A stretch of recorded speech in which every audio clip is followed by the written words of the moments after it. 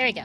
I noticed that you guys wrote "Who did this" on my screen, and I did do that. not know what this means, and I will look at it when I am open up on the Roll20.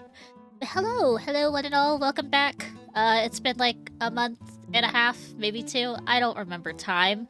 I'm a fairy, so yeah, we don't know these things. So I'm very schedule focused. Don't doubt me on this. But welcome to a haunting season of Performance Check, Curse of Strahd, the Darkest Faerie.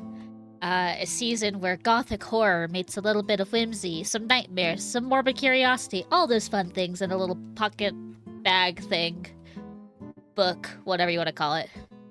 This is a story that takes place that once belonged in the realm of Ulstea, a homebrew world where Jester and I have created in tandem over the years.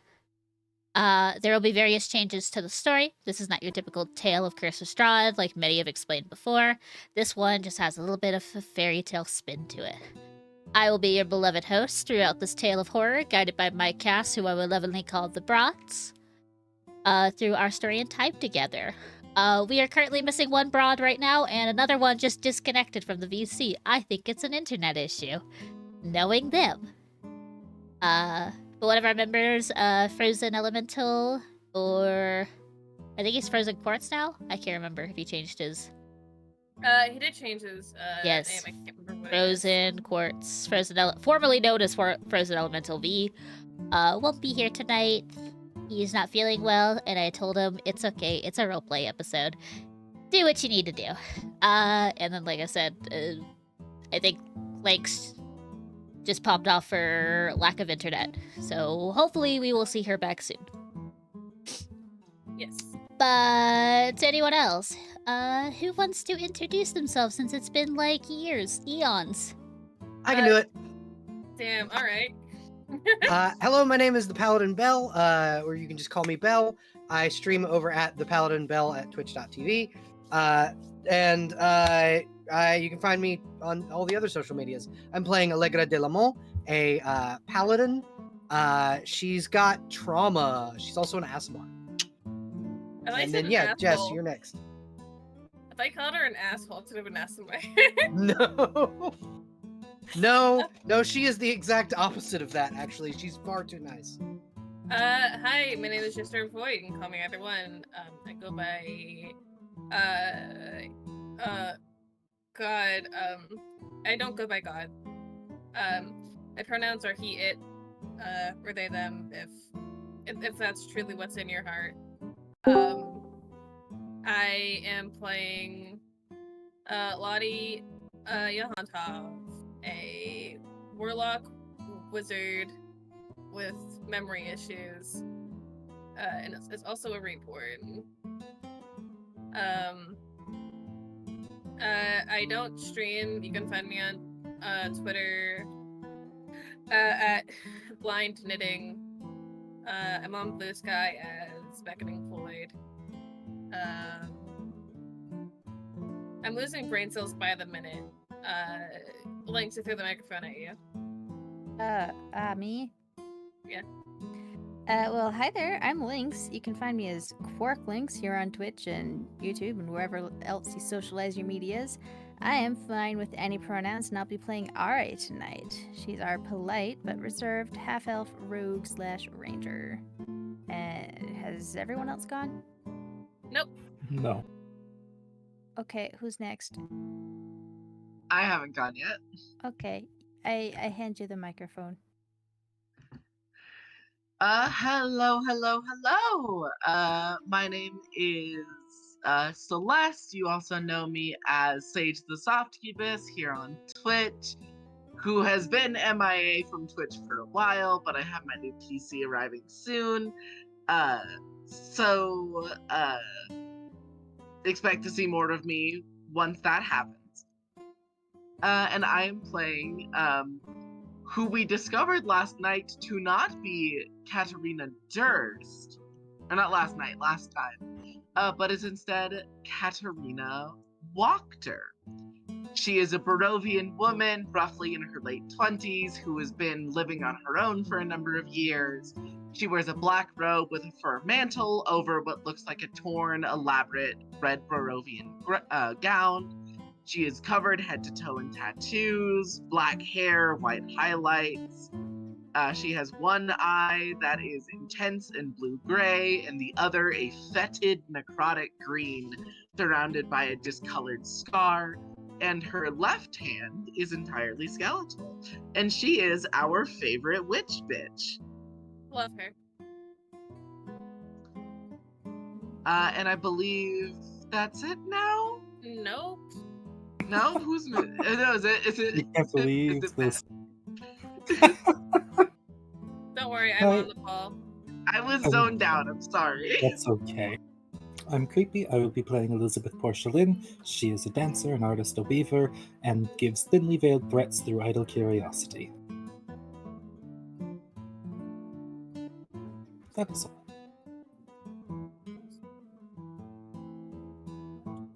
Sorry, eating a sandwich.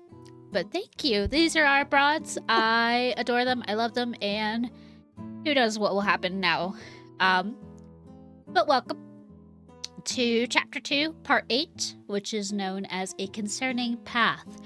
And Jester has decided to lovingly volunteer itself to do the recap that we all missed. So, Jester, you go. Okay. So I don't have I'm looking at the notes channel, which I'm so glad I have, but it's almost unhelpful.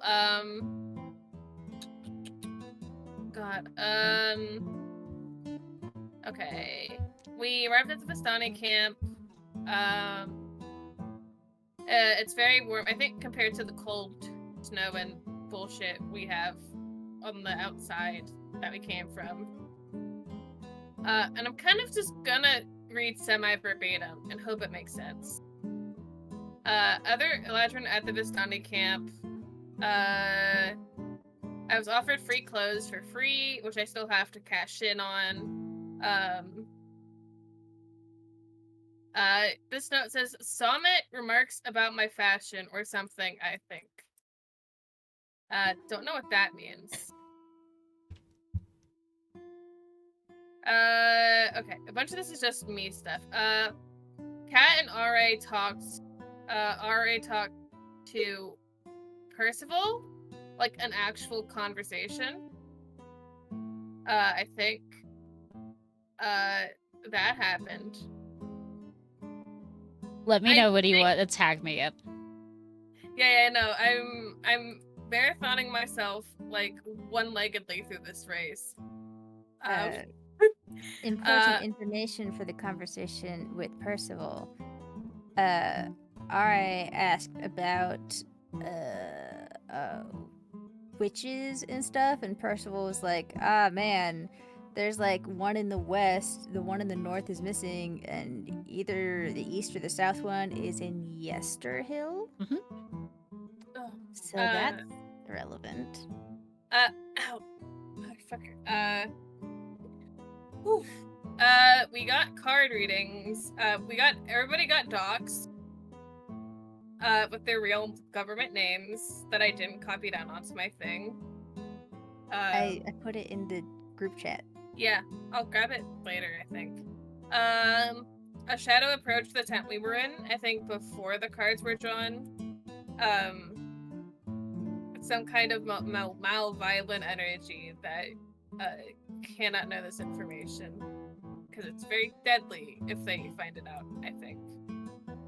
And then we drew cards. And then this is where I'm going to tag you in. Okay. I fall in front of you, at your feet. It's okay. So before the card reading and before the antagonizing Percival about the Cardinal Coven, everyone, so the Eladrins are not in this camp. They're in the other Vistani camp that is south of... oh, yeah, okay. Or, I guess south of Vallaki. A little bit to... It's just beside Vallaki.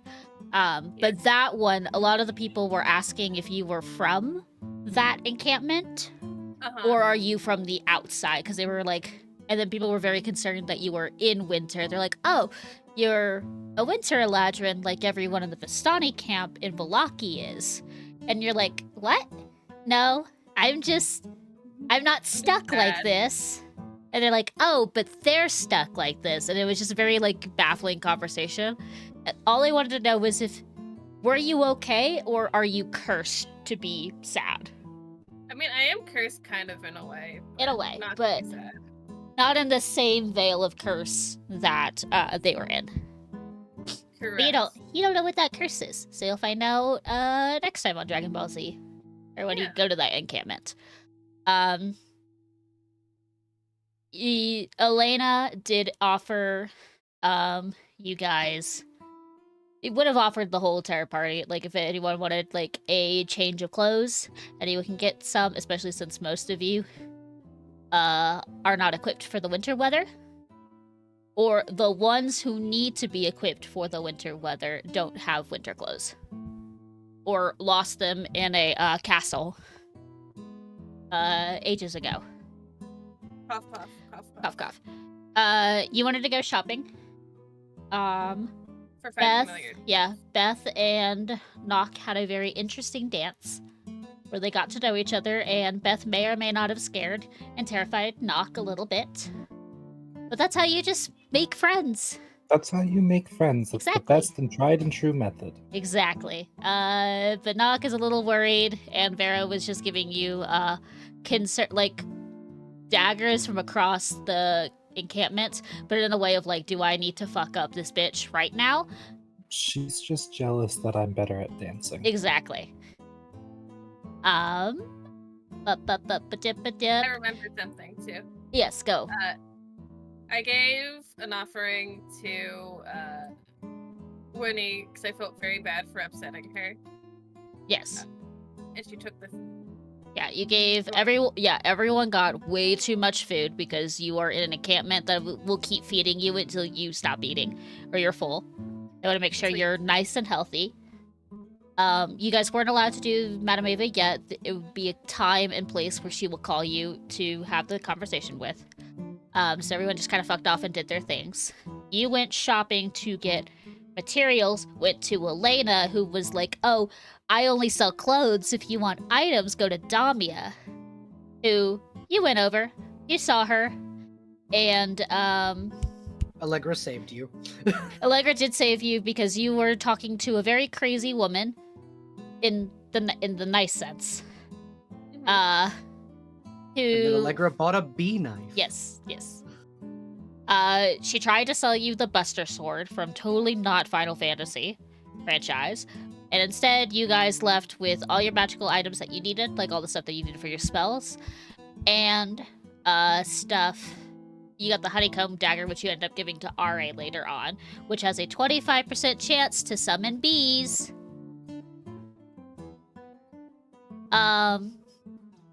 But who knows? It'll be a great getaway thing. And then you also commissioned to make a short sword with a 75% chance of bees in the future. And she said she gave you a token with Maisie's face on it that she will tell you when the shipment is ready. Or she'll find you, basically. And then RA and Kat had a conversation to get the feelings out. And some kind of connection was made. Sort of. And Or like then... oh, you're not an evil witch? Yeah. Wow, wild. Okay. Oh, okay. You're just like this and not evil. Also, you're just like that, but not weird? Sure. Okay. And then you asked Kat if she knew anything about the witches, and she had no idea. She walked off, leaving you with Percival alone. And then you turned to, as a joke, to see if Percival knew any information. And he rolled a natural 20. So the voice of Erasmus told you where he believed the Cardinal Coven could be. Is so suspicious. Yep. And the reason he knows this information is because of his mother, which he cannot tell you about. And you believe that he is cursed somehow as well. So you're gonna have a conversation with Kat later on to be like, hey, why does your cat know this? What the fuck's going on? Why can your cat speak like people? why does your cat talk? What do you mean this is normal? Yeah, and then you all got doxxed by Madame Ava. She gave you the card reading, which, fun watch last video. You'll see the card reading. It's a lot to dissect. That's But everyone's cured of their afflictions, and their stress was brought back to 0 because Madame Ava saw the rank vibes and went no. But a certain bird in the party is very stressed out already and ran into the woods, with Allegra following in pursuit.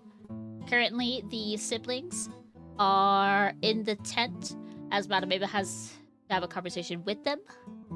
And then R.A. and Allegra. Yes, but R.A. would have traveled farther due Alright, to... faster. Yeah, and also due to you poofed into your other form. To get farther. The woods. Yeah. No longer visible. Yep. So eventually you guys will see each other. But we'll say, like, Arya is further into the woods than, Allegra didn't go, like, full on it in the middle of the woods. But Arya could have got that far if she desired it. Alright, it's just gone. Yeah. Disappeared. You just flew for a bit, you ran for a bit until you were like, alright, I'm good. Mm-hmm. And I believe that is it. We are going to say for the brevity of this that Nock and Vera also left when they got exited of the camp and went to the lakeside bed, like the bedside lake, and just went to have like a private conversations with themselves. And then like when Kat, Beth, and Lottie look back, they just disappeared. Everyone keeps disappearing. Yes. It happens. Yeah, but we will go into the order that I totally wrote down somewhere. Where It's is up mine? there. Oh, it's in the Straw General. That's where I put it. Yeah. Ba-ba-dee-ba-boop-ba-boop-a-dee-bee-ba-ba-doop-ba. Hi, Fuck. Mother. I fucked Alright, up this is my where I phone. was telling you guys to please summon Straw today. Yeah. Yep. And One we finally day. can't. One day I'll get it. Don't But- worry. It'll happen. But yeah. Beth, Kat, and Lottie, you are left alone with your own devices in this beautiful, beautiful Vistani camp that suddenly was quiet when you guys were all having your readings with Madame Ava, and now seeing that you guys have all left the encampment, they have, like, boosted back into their energy and their liveliness, and they're going back to the festivities that they, left before you walked in there. I go back to. I look at Kat with. I stare at Kat. Spell time? Time for spell. Yes, that works. Yeah! Let's go. While he runs behind the, like, had everything set up behind the tree near the campfire, I think, while everyone was doing stuff. Oh, I gotta pause my Spotify. I'm getting distracted. Too many things are happening at once. But yeah, I get all the stuff out for Find Familiar, and I think it's just Lottie flipping through her book for this spell, and like, I think you just have to put a bunch of the shit in the bowl and go, woe be upon thee. I think that's how it works, right? I think it's in character of like of Lottie's like rambling to herself. She's like getting it all together. To a lot of, I think this is what I do, and Kat just me? like giving a silent nod. It's like probably setting up like all the runes and all of the like magical stuff around the area. Probably moves to a little bit of a more open place with less people in it. Just in case it goes wrong somehow and nobody gets hurt. But yeah, I will set it all up, put all the things that I just bought. I think I bought the exact amount I needed, or I bought a little bit over. I will have to check because I know she was giving you more than you wanted. Yeah, I have in my equipment. It says 10 gold's worth of fine familiar components. All right, so you one use. Okay, yeah, and then I'll just have to do that later. Yeah. I think Lottie keeps has it all set up and is very jittery about it. And then I think this is technically the first wizard spell I'm casting. Mhm. Shield Silence is a spell that I bargained for. Okay. And yeah, she does the thing. There's probably some chant or fit words. What do you think Lottie does? That is how your magic is going to. If you think you're just fumbling through it, then that is how Lottie casts the spell. Yeah. I think it's a mix of fumbling through it and when someone's learning how to read something a new weird word they haven't seen before. It's probably very reminiscent of a kid learning to walk for the first time, and it's probably a little slow, a little slower than probably most other wizards who are more proficient with their casts. Their spells and stuff. Poor Cat just watching Lottie do her very best and keep looking over. So a lot of it from Cat's side is That thing where it's she's trying not to take over, but it's a lot of you draw out the ritual circle and you go to put something in one of the segments of the circle, and Cat just kind of winces and just goes the other circle, the one adjacent to it. Okay, there you go. It is trying so hard not to just be I'll do it. But it's sees a rune slightly wrong. Hey, do you want to look at that rune that you just did? Check that one again. Make sure that's correct. Make sure that one's correct. Yeah, exactly. The one big thing is when you're struggling with pronunciation, because Kat knows how important somatic materials are. She's okay, now you don't want to pronounce the O like that. You don't want to pronounce it like "aw." Yeah. If you do that, magic is very delicate, and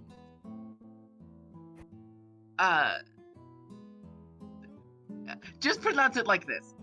Yeah, I like to imagine it's you're on if you're performing in a play and you're asking for your lines. Yeah, yeah, exactly. It's it gets through a big chunk, looks over at Cat size. I think that's probably how the solid chunk of that hour is spent. Probably mildly cringe-inducing for more experienced spellcasters watching on the sidelines. Exactly why Kat's really fighting her. I'll just do it. Instinct. And it's this is a thing that she can't just do. This is I feel like this is the one thing. It's find familiar for Lottie, not find familiar for Cat. Yeah, exactly. It's I don't want Lottie to just have a second person. This should be relevant to her. Yeah. God, yeah. Yeah, damn, this is the world's most awkward hour of being guided through trying to cast the spell.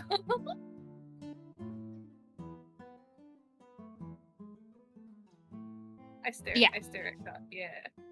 What I think also occurs, it was what also took an hour is Oh, you're echoing, Celeste. Oh shit. Yeah, but what took an hour of time was mostly the idea of you and Kat restarting the ritual because of all this conversation of like Kat telling you the pronunciations. Like you really want to enunciate this word, this letter in the word versus that letter. Yeah, and it's like a bunch of resetting the thing over and over again. It also doesn't help that Percival probably came over and knocked like a charcoal out of the little sigil, and then you guys have to wrangle a cat who has been fed way too many treats today because of a certain cat, or not cat, because of a certain RA in the vicinity. No Right, bark. yeah. No barking. No Good job. barking. But eventually, you do because of how long you guys are gone, you do garner like curious looks from the other Festana, and probably what left eventually is Mark and Irina, who leave the tent and notices your absence. And then probably Beth, who has come across probably a couple of times, be like, "You good?" I think Beth ahead. would come by a few times and just give Kat a look like, Kat, you need to let her do her own spell. You need to take a break. I know you're really good at magic. No, I know. It's riding the line between letting her do the spell and avoiding a catastrophic misfire. I think a catastrophic misfire would be very funny and a very good learning experience. It depends on how bad the misfire is. I think if Lottie had any shame left in her, she'd be embarrassed about all the people coming over. She's very focused. Beth Very would then hardline probably focused. say, "You're doing a very good job, though." Thank you. I think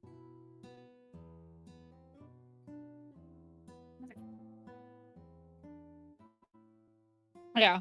But it's mostly like you don't gain the interest of people going like, what's happening? More of like it is this curiosity, and some people do know that you're casting magic. To them, probably the first time. Because of how much Cat is helping you with it. Yeah. It does read like Wizard's first spell cast Yes. ever. So you got like a bunch of like the aunties and uncles kind of figured, and a bunch of younger kids just watching with abject awe and hope that this spell works. Yeah. Eventually, the line, like the sigil that you place the brazier on in the center, starts to glow. A very similar and familiar. What color is your magic? Would you say? I think some like a lavender shade of purple. I think. So you get this like nice lavender glow, on the sigils that are burning into the ground, and going slowly tracing up to the braziers, crawling into it, and setting the brazier on fire with like this beautiful like purple glow that eventually you notice, and Kat I would say notices from just like the close proximity of it, starts to alight like darker shades of purple as if influenced by another nature.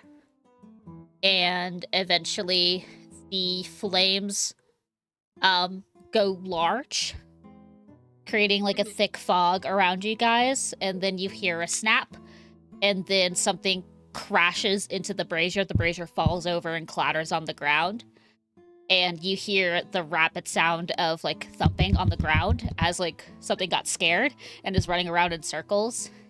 Trapped underneath the brazier. Yeah. I'll say it's a big brazier too, because the thing that you summon is tiny, size category wise. Yeah, I feel like as a rule of like thumb for spells is you wait for the spell to be like fully finished before you run in there, like for like all the runes to like cool off. But I feel like Lottie, as soon as like the crashing sound and the thing is like rattling off from the inside, she like I think immediately is not waiting for the runes to cool off and like stop like being colors. And it's like immediately like rushing gonna, if no one stops her, to rush over there and like get whatever the fuck is out of there untrapped. Okay. You pick up the brazier, which we'll say it's like a medium-sized brazier, so it fits perfectly and is just trapping this like poor little creature, who I believe has like No, it has a 6 in strength. It's doable. It can move it if it so desires. It can try really hard. And you see, as you lift the brazier up, you see 2 very long, like, green, or like, it's a full white creature.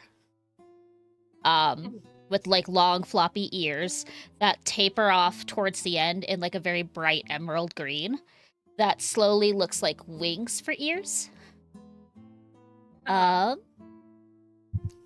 And you start to notice that it looks like it has white fur. It's got like little rabbit feet. It's got like a little rabbit, a little tail, a little puff of a tail at the end. And then its ears are like flopped over to cover its eyes, and it's got its little paws covering the ears, like it's trying to hide. When you pick the brazier up, and then when it noticed that the enclosure is lifted, it moves its paw to flip over one ear behind it, and then you see black button eyes staring up at you. I think she'll very excitedly show Cat, I did it! I did it! I did it!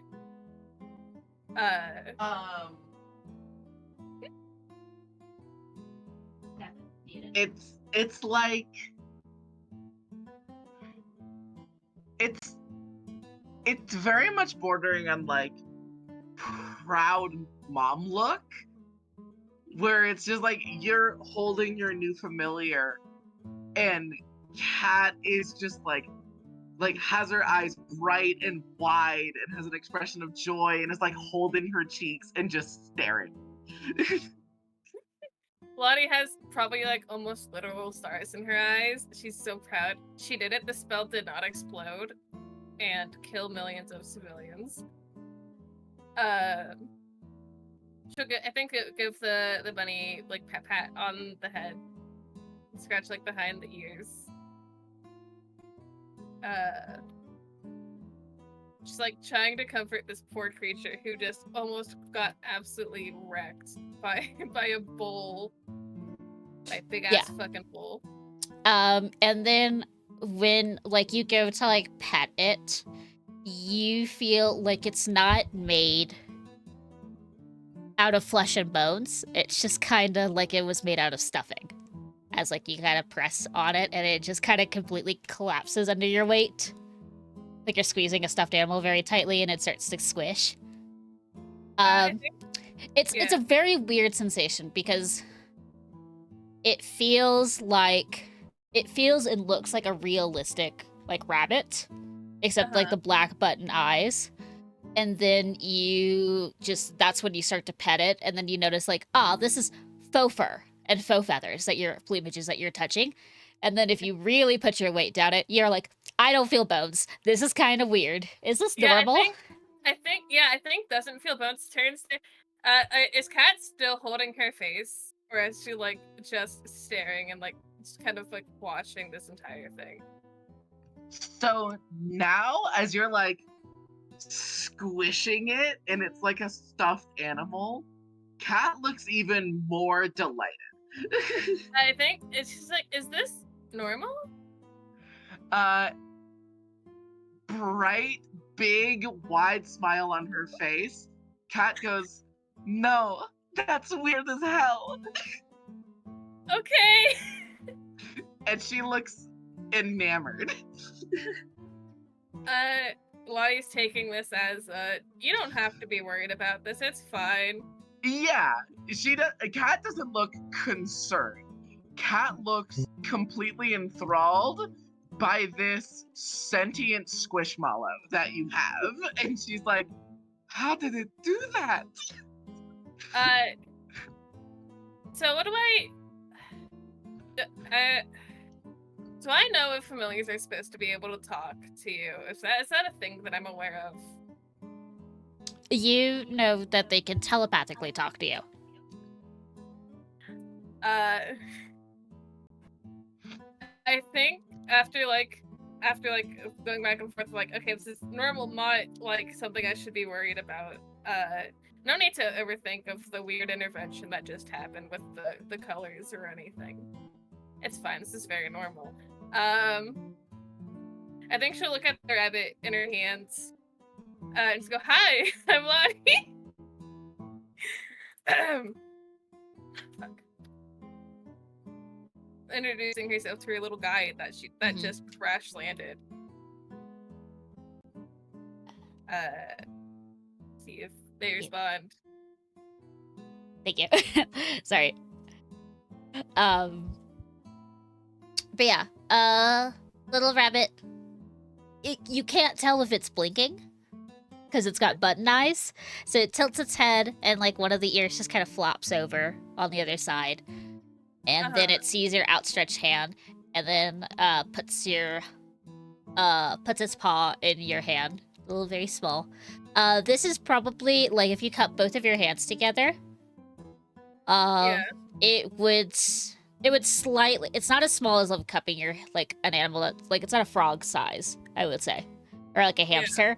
It's slightly bigger than that, so like it will still like it will overfill in your hands, but it's only barely bigger than like cupping both of your hands together. It's small. Yeah, depends on our puppy, I guess. I was trying to think of like a real world, like a soccer ball. Oh, I feel like a soccer ball's too big. Guinea pig. A guinea pig? Yeah, okay. We'll say guinea pig. Yeah, giant ass pity pup. Yeah. Like yeah, this? I would say yeah, absolutely. Aw. About yay big. Can almost fit in just one hand. So if you have two hands together, it could probably almost fit in two hands too. But it puts a paw in your giant outstretched hands, and then it says, "Do you understand Celestial?" Celestial. Let me look at my languages. Common, Sylvan, Elven, Dwarven, and Beach. I do not understand Celestial, so I do not understand what it's trying to say to me. Yeah. So it starts, like chatting in Celestial. I'm seeing if Cat can understand Celestial. No. Okay. Yeah. Cat and Lottie, you both just looked down at this like little creature who is just harmoniously just talking to you guys. Yeah, and Beth, you can. I don't know if you're still like in the vicinity. I think at some point, Okay. if she sees this cute little thing, she's gonna come over. Okay, absolutely. And I would say like the Vistani eventually tapered off. They all clapped when like the big ordeal when they saw the rabbit, and then they left you to your own devices. You got a couple of like congratulations, like a pat on the back kind of ordeal from like a gentleman or a woman just walking by as they're going back to their daily activities. But to Beth, you would just hear this like little rabbit go. You're very celebratory. Why are we celebrating? You're weird. Hello. I'm and then like is looking at you expectantly. And Beth, you can feel it in like the listening to the language. It is waiting for Lottie to bestow it a name. Oh, you're adorable. I'll talk to it in Celestial and then turn to Lottie. Lottie, you need to bestow upon it the name. Oh, it does. Oh, I have to. Oh, Yes. I don't have names. I was just summoned. Oh. It doesn't know its name. You gotta tell it. Shit. I don't think you can call it shit. No. That's not. No. How about Kira? Is it still speaking in Celestial? Or is it will you ask it to switch into a different language? Like, I'm sorry, I can't understand you. Yeah, I think I said the Kira thing, then looked over. I'm sorry, I don't understand what you're saying. With your words. It tips its head over a little bit and thinks for a very long moment. Luckily, it has very good intelligence. So then you could all hear it swaps to Good. Sylvan, going, Yes. "Oh, I don't understand basic language. Does this work? Hello? Yes. Can you yes, understand me?" Yes. Okay. Yeah. Hi. So I'm Kira now? Yeah. Yes, happy birthday. What's a birthday? It means the you were day you born were today. That's what birthday is. Do I get anything for birthdays? Do I have to say anything? Do I have to say thank you? Do I say You want happy birthday to other people? Cat will reach into like the pouch of like dried jerkies and snacks that she has for Percival, Oh no. and then pause and go like, "This is technically a rabbit. Do I give it meat?" And is stumped on whether or not she can give this thing any of the snacks Percy eats. You can try, probably. Yeah, I'll hold out like a piece of like dried sheep jerky and just be like, does this seem appetizing to you? In Sylvan, of course. It sniffs at your hand, and then you can see its like little nose scrunches up, which also looks like it's been handstone stitched. It's like a little threaded nose, and it goes, "I want to eat it because you're radiating like hope that I will eat it, but no." That is okay. And she puts it away. what do you like to eat?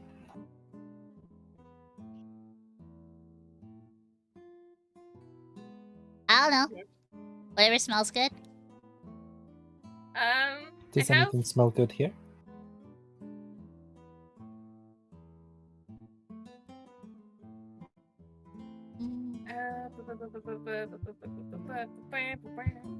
Oh. Leaves, I don't, foliage, berries, nuts. I feel like you can find berries. I feel like we can find berries at the very least. Cat will wave over to some of the Vistani. And we'll just say, do you have any mixed berries or small fruits?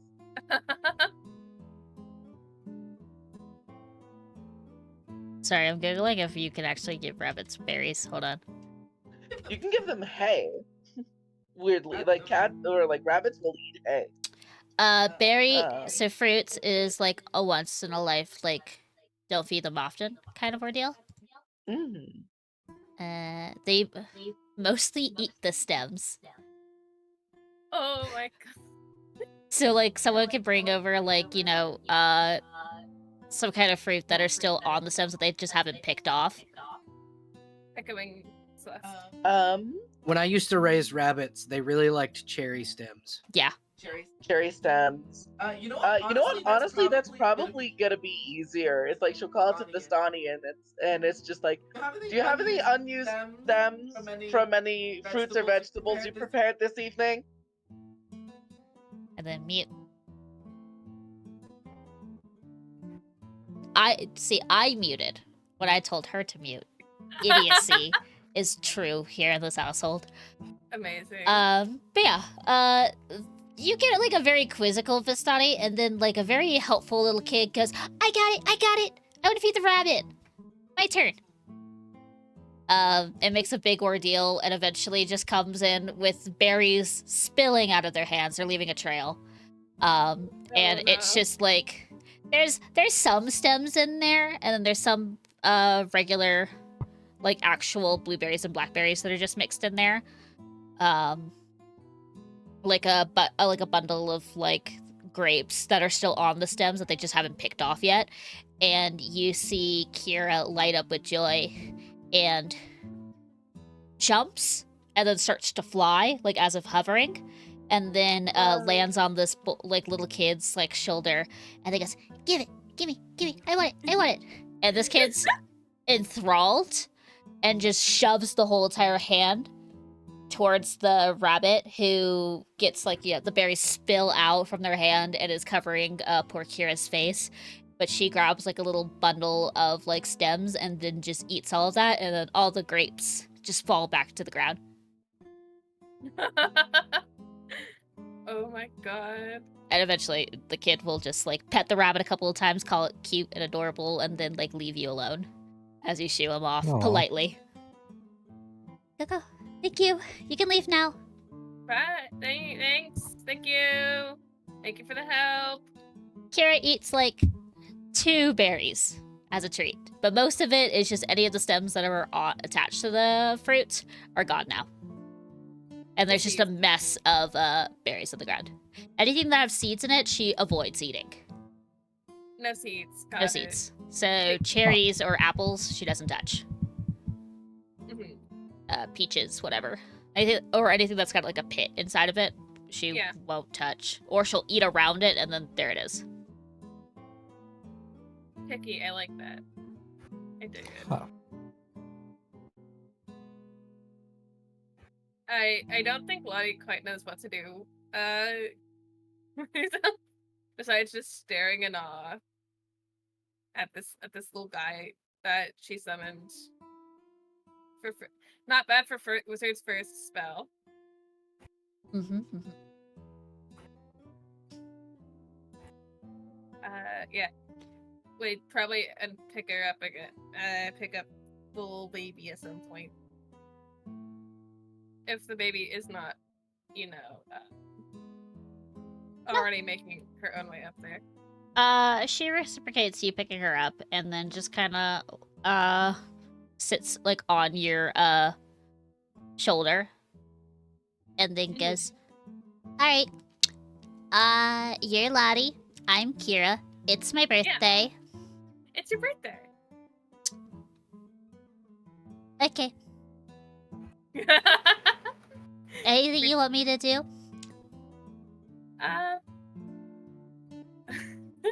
I don't know. I just started learning how wizard stuff works. So I'm sort of figuring that out. Cool. I just learned it was my birthday, and that you're kind of radiating a lot of positivity. Yeah. Yeah. Kind of. But yeah. A lot of brain fry. Man. That was like a long ass hour of doing things. And then resetting things. And then doing things. Yeah, I think I'm just gonna sit down for a little bit. And clean up everything that I made a little bit of a mess of. And then I think she'll start like picking up what's if there's anything left, and cleaning up any runes left over. You still have your brazier. That stays intact. But any of like the incense of the charcoal, that has all been burned up as of like the summoning. And you just kind of have to dig at the dirt a little bit because it's kind of burned into the ground, and just like cover it up. Yeah, I feel like it's bad etiquette to leave. Yeah. Bad etiquette to leave your old arcane symbols everywhere as a mark. Yeah. Yeah. Kind of weird. Easy 15, like 5, say like a 10-minute clean. 5-10. Yeah. And then she plants herself on the ground against the tree again, and just like is staring at Kira for lack of other things to do while she waits. Yeah. I will say, as you're observing, you can note that, and what Kira tells you is that she speaks Celestial and Sylvan. She understands what everyone is saying, but doesn't have the ability to speak Common. So can understand it can't speak. Yes.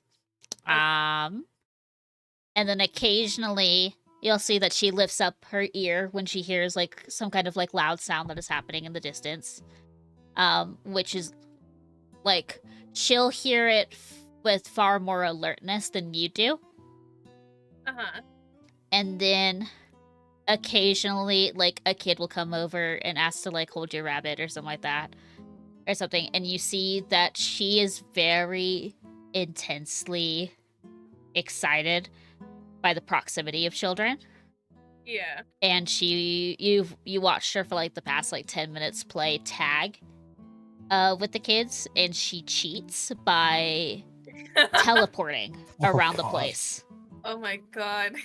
Cheating and tag? Yes. She tags someone Wow. and then teleports 3 times and is on the opposite side of the camp. Oh my god. I think at some point when she gets like in between, it's like, can't believe you're just teleporting away from the kids. It's my birthday. They your told me it's I mean- okay. It's your birthday. Yeah, it's your birthday. You do. I'm the birthday Yep. monarch. You're the birthday monarch. Yeah. Exactly it. Am I a boy or a girl? I don't know. Okay. Monarch it is. You don't have to be either. Do you feel like a boy or a girl? What is that? Exactly. You could be like me and just be a criminal. Oh no. You see, there's a very good way to get treats. Mhm. But have you been good? I won tag. By But teleporting. have you been good? She tilts her head over the concept of good and then goes, that's an emotion, right? A state of being? I think it's a state of, I think it's a state of being if I had to approximate it to anything. I can be good. Have you been good? Yes. I'll say in Celestial. If you want treats, you can't be good. Oh. You see, Oh my she God. thumps her back leg in thought and then understands. Gotcha. Okay. Okay. More pranks. Oy. Yes. What are you two talking about? Nanya. Don't. Oh wait, do you want to know? No, wait. Sorry. Do you want to know? I mean, you can keep your secrets. You can have a little secret as a treat. Beth is going to put down the little doll and look at Kira, and just briefly, like, her ears will turn into the same sort of shape as Kira's ears. Mhm. And just say, and just give her a little wink. And turn back into normal. Say in Celestial, you gotta be naughty. It'll be fun. Oh no, you're making this rabbit a criminal. I can tell. I can have secrets as treats, and I can criminalize and get treats. If you collect Easy. secrets, you'll have a very good time. Hey, Lottie! Yes. Do you have any secrets you want to tell me? And your friends?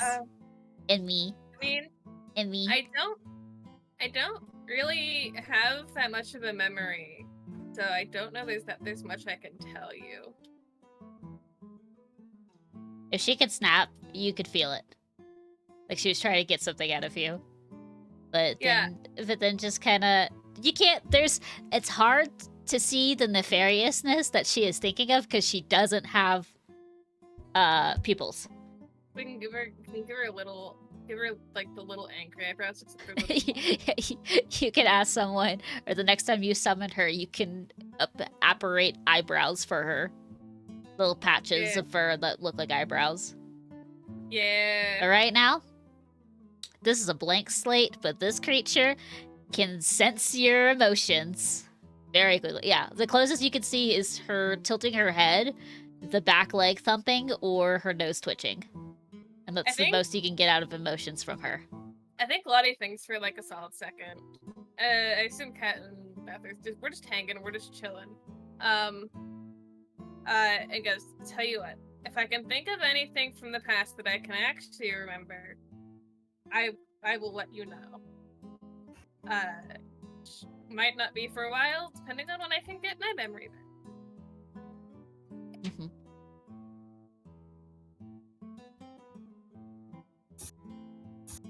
Yeah.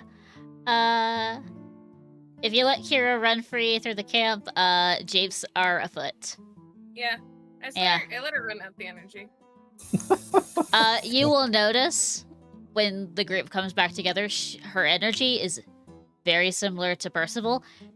It's endless. It never stops.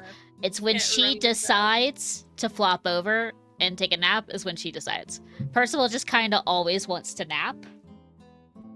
But that's just the nature of being a cat. Whereas she likes to yeah. She's got so many petty little secrets. Like little Tim over there hates bugs. Bugs are cool. I think bugs are neat. Yeah. And she spills a bunch of just like useless like fun facts, useless secrets, and then you're like, oh, Arrogant keeps stealing extra meat. No, not Arrogant. But she tells you these when you come together. Beyond summoning Kira, is there anything else y'all would like to do before I swap over So- to Bozone 1 and 2? Lakes make reflections, right? Yes. There's a lake nearby. Yeah. Oh. Okay. Oh no. I'll go to the lake. Okay. Beth will make sure she's, as best as she can, not followed. Sneak off to the side. Run the fuck away. And eventually she will find a lake. Pull out, I suppose, whatever the red-headed doll, I believe, is the one that contacts Mother. Mhm. Close her eyes and focus on the reflection in the lake and try to call for her. I so want to say, you hear dial-up for a little bit. The phone rings for a while. Yeah. Damn. It doesn't ring for a while. I think it's more of like you hear the shores hit the lake bed onto the sand or dirt that's around you, and like it gets furious as like you're channeling this energy, and eventually the water grows still, just in like a 10-foot radius around you. Any of the water that's in front of you for up to 10 feet is just still, while all the rest of the water is still rushing and still has like complete control. But you hear your mother's voice go, "What is it, darling?" Hello, Mother. I spoke to Madame Ava. Oh, great. Anything else?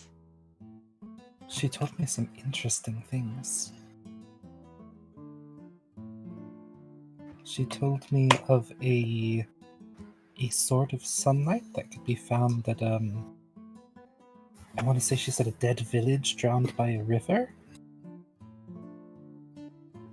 as well as a magical symbol that was at the top of a wizard tower by a lake. Okay. Interesting. Yeah. And you said a sword of light is near us? You know, we were once part of that village, and now it's all gone and everything. It became marsh, what have you. It's possible. I don't really know the history of the sword or any details. Okay.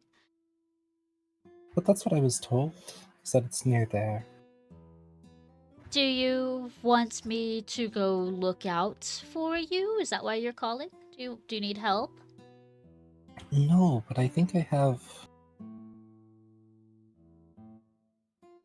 a feeling we'll be visiting soon. Great! I would love to see you again. Love, mostly Yeah. you. I am a little piqued by one of your members of your entourage, beyond Cat. I've known Cat for so long. Yeah. That was... You were curious about Ori, right? Yes, exactly that one. Does... If you just want to bring just them, I guess you So- could bring cats because then Baba wants Does to the talk to her. name Volante mean anything to you? Give me a moment. What was the name? Volante. That is. Alright. Where are my NPCs? Oh, there's Mother. Hi, Mother. Hi, Smiles. Mother. Hey, Mom. Hey, Mom. Hey, Mommy. I love Mother. Mother's great. She is God. not proficient in history. God, can't tell Beth anything goes right to Mother. If you noticed on the cards, I did outright lie to Mother. Yes. Like I was talking about to the creepy, Mother has no reason to think that her daughter would lie to her. Never. Ever. Never. You hear silence Yikes. for a little bit, Mhm. and she goes, "No, but I could ask Baba or any of the other witches around. Have you asked Kat? Maybe she knows. She's more walked around the realm more than I have." I don't think Kat has reacted to that name. Could you go ask Papa? Yes, give me a moment. I'm gonna put you on hold. Okay. Your hold is because it's like a weird telepathic information. You just hear very muffled conversations with Mother and Baba. And it's just mostly like, do you know anyone by the name of Volante? And be like, "Oh, let me go get my books. Let me go check. Maybe like one of our lovely puppet mates have adopted that name, or maybe a descendant or something. Let me check. Don't worry, darling. I got you. It's like, why do you need to know this? Oh, it's for Beth. Oh, I love Beth. Tell Beth she should come home. Yeah, I'm working on it. Baba's turn. Baba. I believe in Baba. I believe in Baba too. Baba Xenia.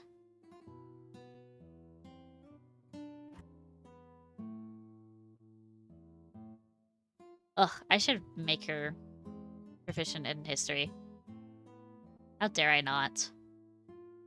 Okay, I'm gonna do it. I'm just gonna say it, so I'll just roll it.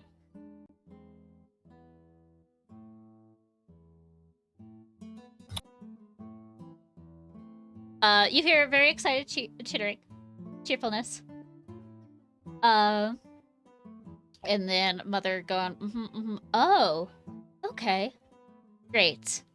Let her know. And then you get the conversation back and be like, Beth, are you still there, honey? Yes. Great.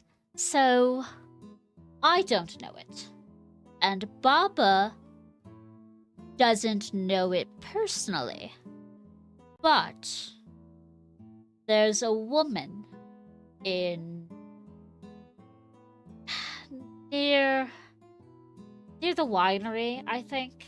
Somewhere like over there. Has her own witch coven and everything. Mostly with druids. Kind of ish. And she's doing something, but she was talking and gallivanting about this name before. So I would ask her. Interesting. Okay, what else is new? Katerina helped a friend of ours summon a new familiar. It's a rabbit, but the ears are wings. Great. That's what we always need. More flying creatures that don't need to fly. It's best friends with Percival. You should tell Baba that. Maybe Baba can take them both home for Christmas next year. Interesting. Does the little rabbit also have a soul very similar to Percival? They're very excitable and energetic. So like a normal rabbit with the But I think kid-like it's- wonder. I don't think it's a fae. I think it's It's a celestial. No, Jesus Christ, it's not. No, babe, stop it.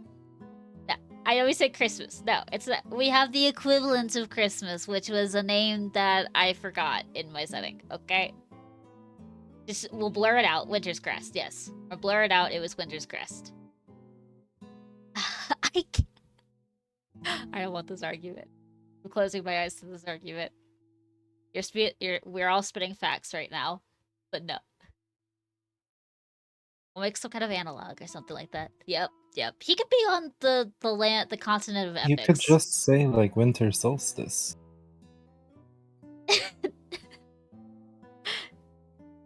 I'm gonna shake these people in this chat. Just shake them. I'm gonna shake you guys. I'm putting you in a box, and I'm shaking you vigorously. No, don't shake us.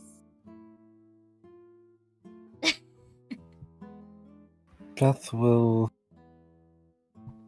smile at Mother. She's still got the Beth doll on her. Thank you for your help.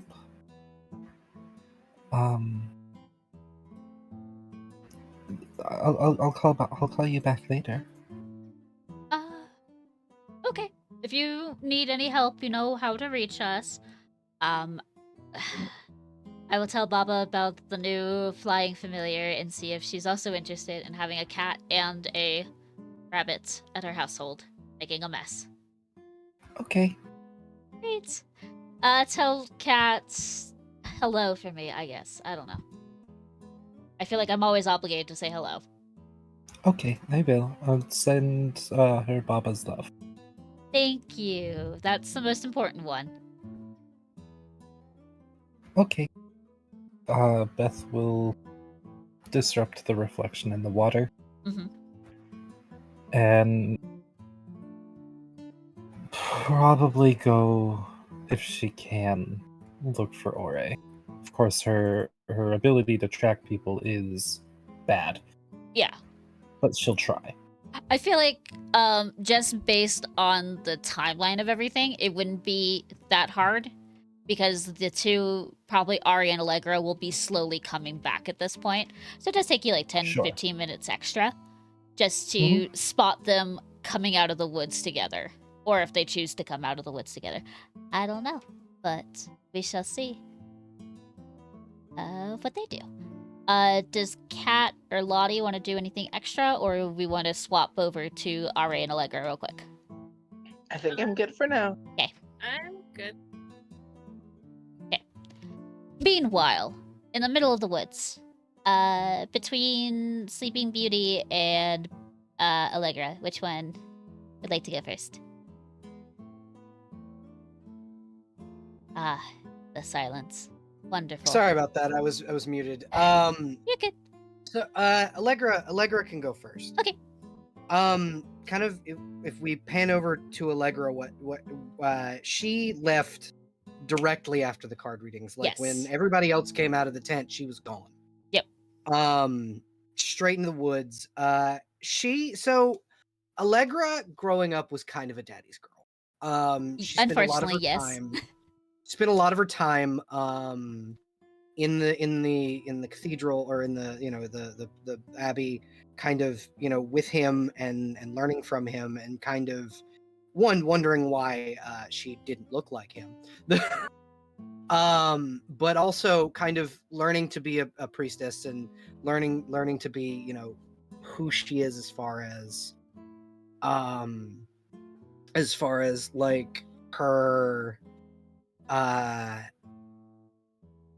life. And when she heard the card reading about a place that was once holy, she immediately put it together, like, because there's always recently, because since the like wolf attack and all that, usually her father would have been able to repel that, but he didn't, and he didn't even help, from what you said. No. And it immediately clicked for her that, oh shit, I'm going to have to kill my father. And that kind of distressed her in such a manner that at the time she took monstrous stress, and then, Madame Ava fixed it. But she went into the woods, and she has this ritual essentially that she does when she prays, is that she puts what used to be put her wings to the sky. That's why she has that backless dress.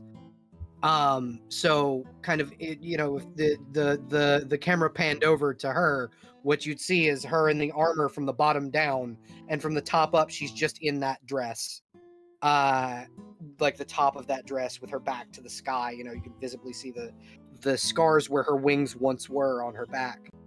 And she is sobbing into the snow,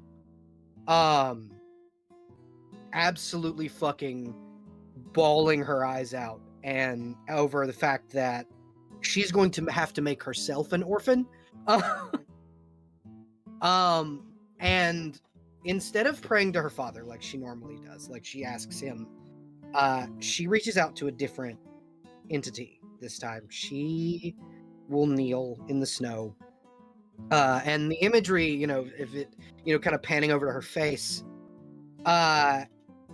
instead of regular tears, what would be seen is these silver streaks coming out of her eyes, similar to like what her blood looks like, which is a deep silver color. So it kind of looks like she's crying blood just a little bit. And so, she's sitting there, and she will pray and pray for guidance from Mother Night and try and make a connection like she does with her dad, not really expecting a response, but just going, I need some confirmation, something. I need someone to speak to me. Please. Mother Night, if you are there, if you are listening, I have been faithful to you my entire life. Help me in this moment to understand why I must do this. Okay.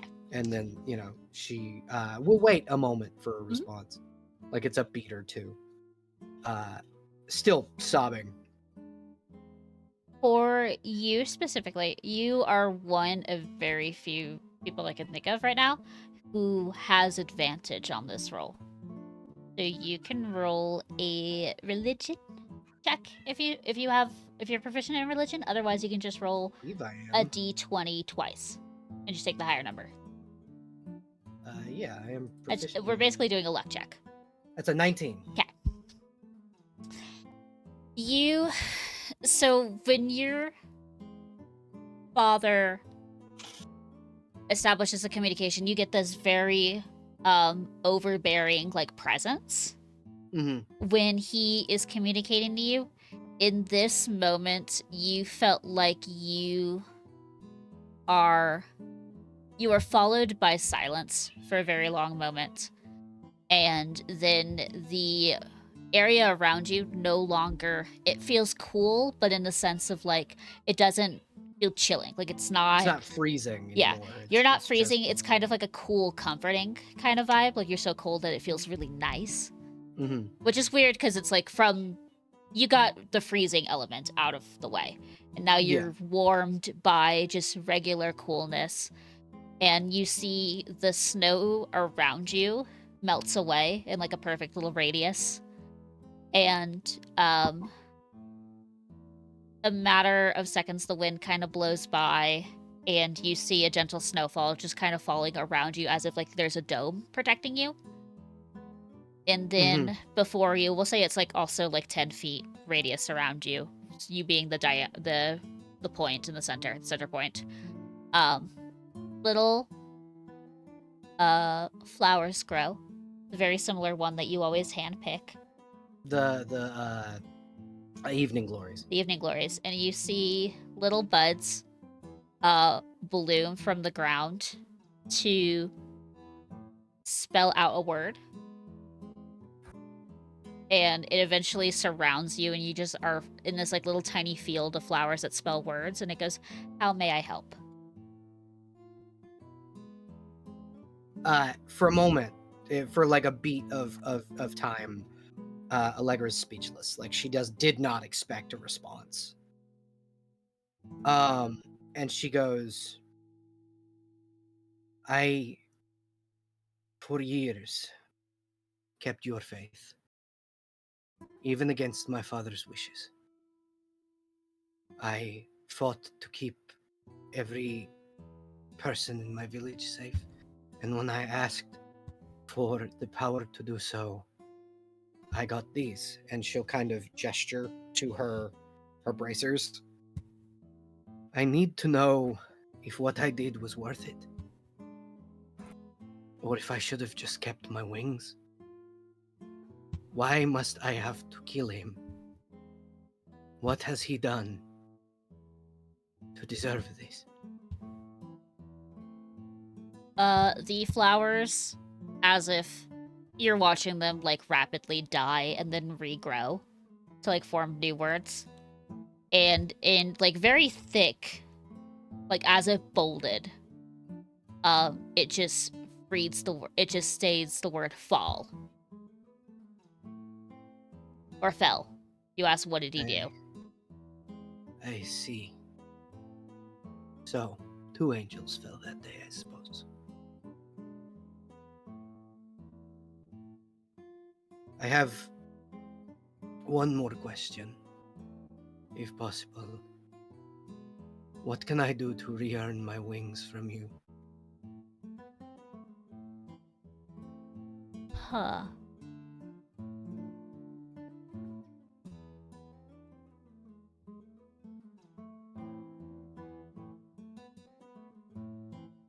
You see for a second, and she, or like this nameless entity that is writing to you in flowers of evening glories.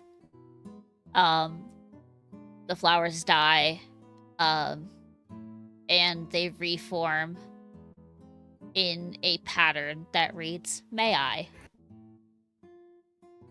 Of course. Okay. Because I rewrote the ASMRs. I combined the word. Because I rewrote the ASMRs in my setting. They're not typical, like, ASMRs are typically just, like, plain touched by the gods. We went into a Pillars of Eternity route, where they are, yes, whenever an ASMR is born, one of the planar gods can decide, like, that's mine. I chose this creature. Like, this is my champion. And they'll have many of them. And as a feature to that, it is kind of like, Pillars of Eternity describes it in a very unique way, where each each god woken in their setting, or Ace, and in our settings, it could be Acer Blood. Each one that is born is basically a vessel, a battery, for the god to attune to themselves so they can walk the realms of the living with the mortals for just a small brief of time, or just to understand what is going on in this moment. And the connection is very quick, as if like it is strenuous at best.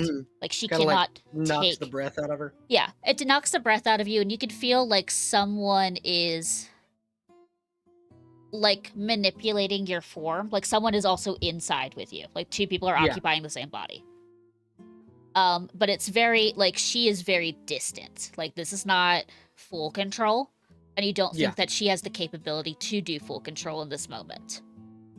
Probably somewhere else, you could assume that she'll have a stronger, tighter connection, but at this moment she doesn't. And you feel the phantom pains of where your wings once were kind of flare up a bit.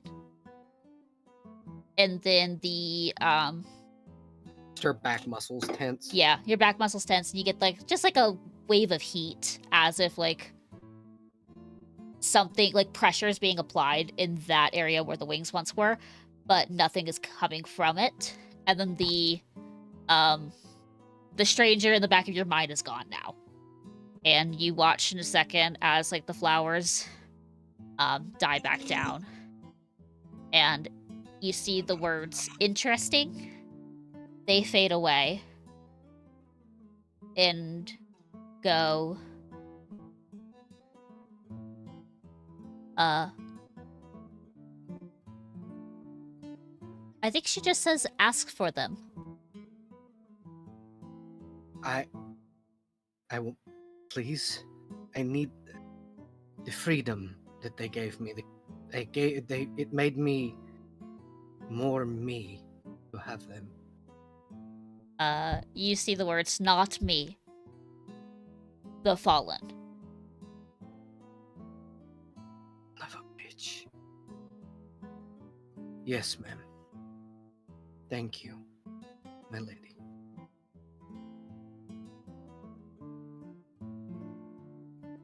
I will. May I contact you again if I need?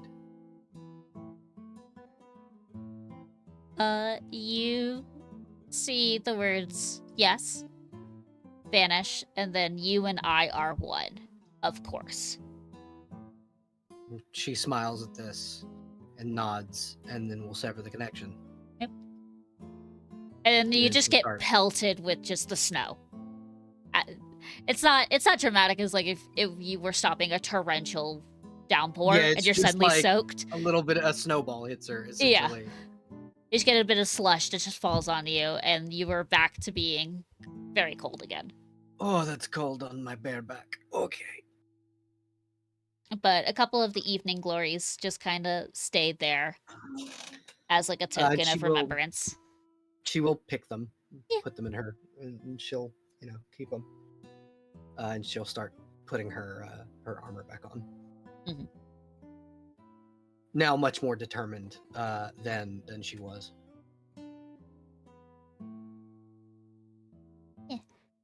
Lynx, are you with us? Mm-hmm. Okay.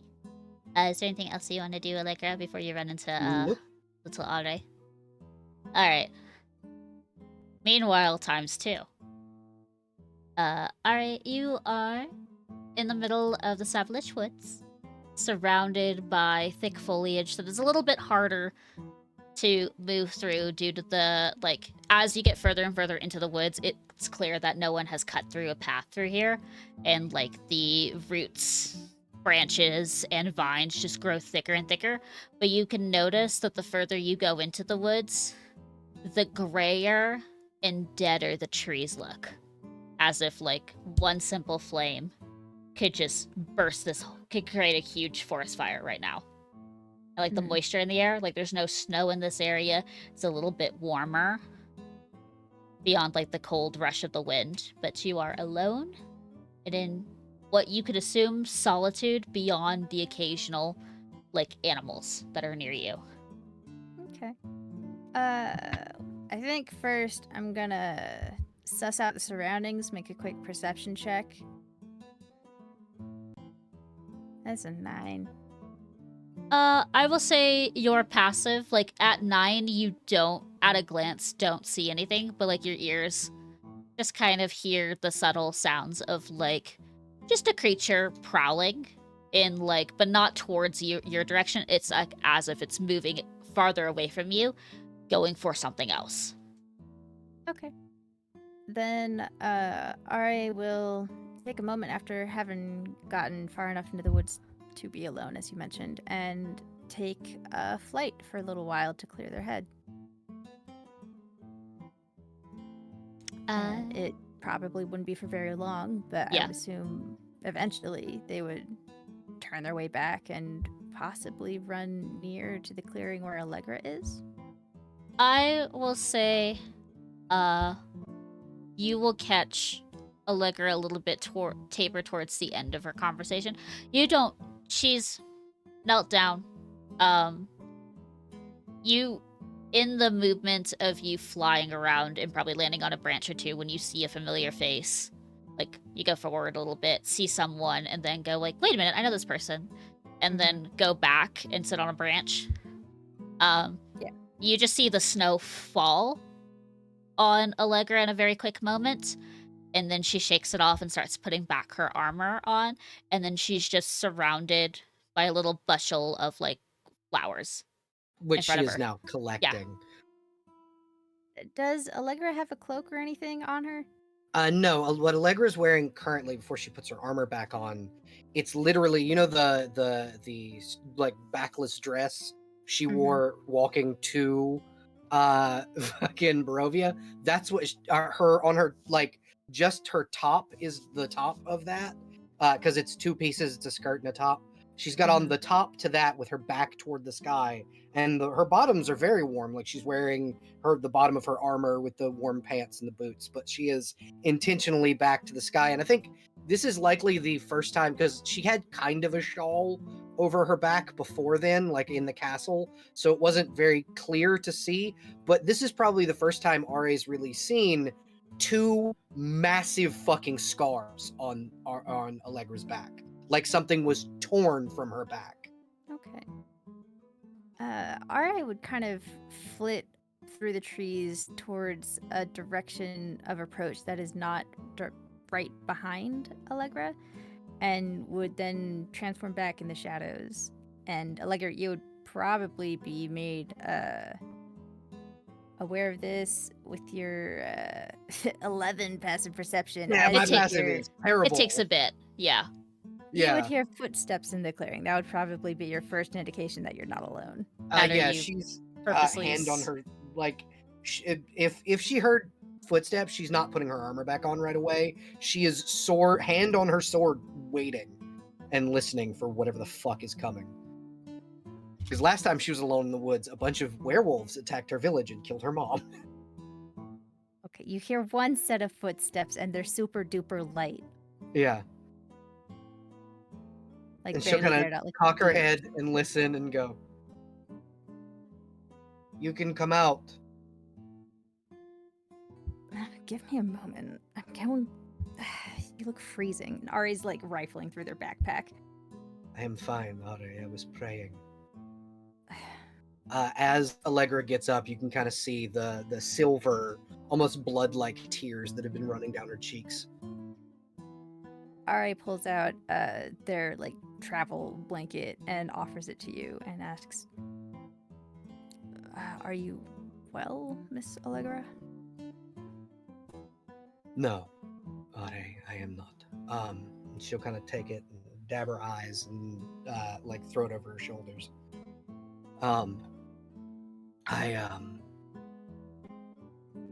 The card reading gave me some insight on one of the things that we must do, and one of them is kill my father. You need not speak to it more if it pains you. No, I will have to inform the group anyway, so it will be easier to get it out while I am alone with someone whom I trust first. Oh, very well. If I can offer aid in that regard, then I will listen to anything further you would like to say. Well, I am assuming you likely saw, and she'll kind of gesture to her back,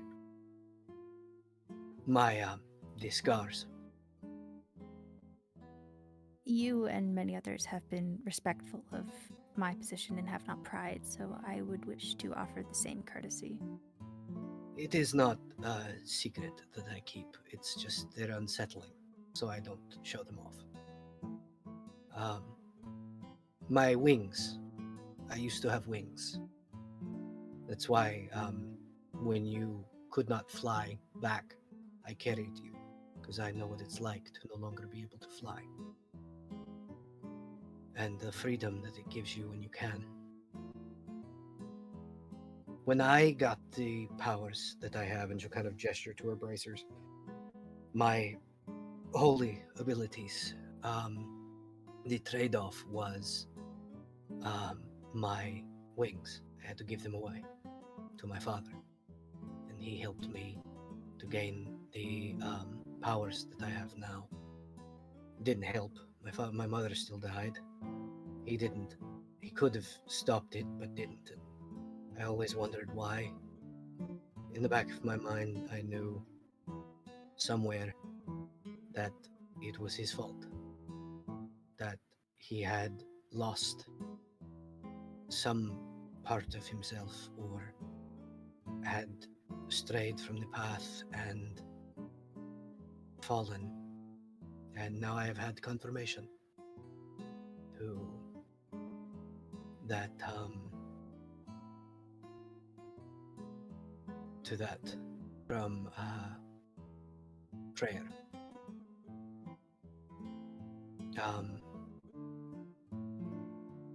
And it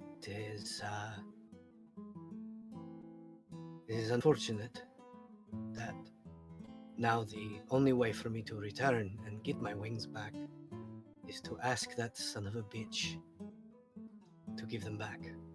But I will also eventually have to make myself an orphan because of it. I just hope it is not too much to ask the group to help, even though I am willing to do it by myself. I don't often like to show myself breaking like this to people, the sobbing and the scars and things, but I cannot, I don't think, do it alone and survive. He was a deva, after all. Ari has been looking pensive throughout your one-sided discussion.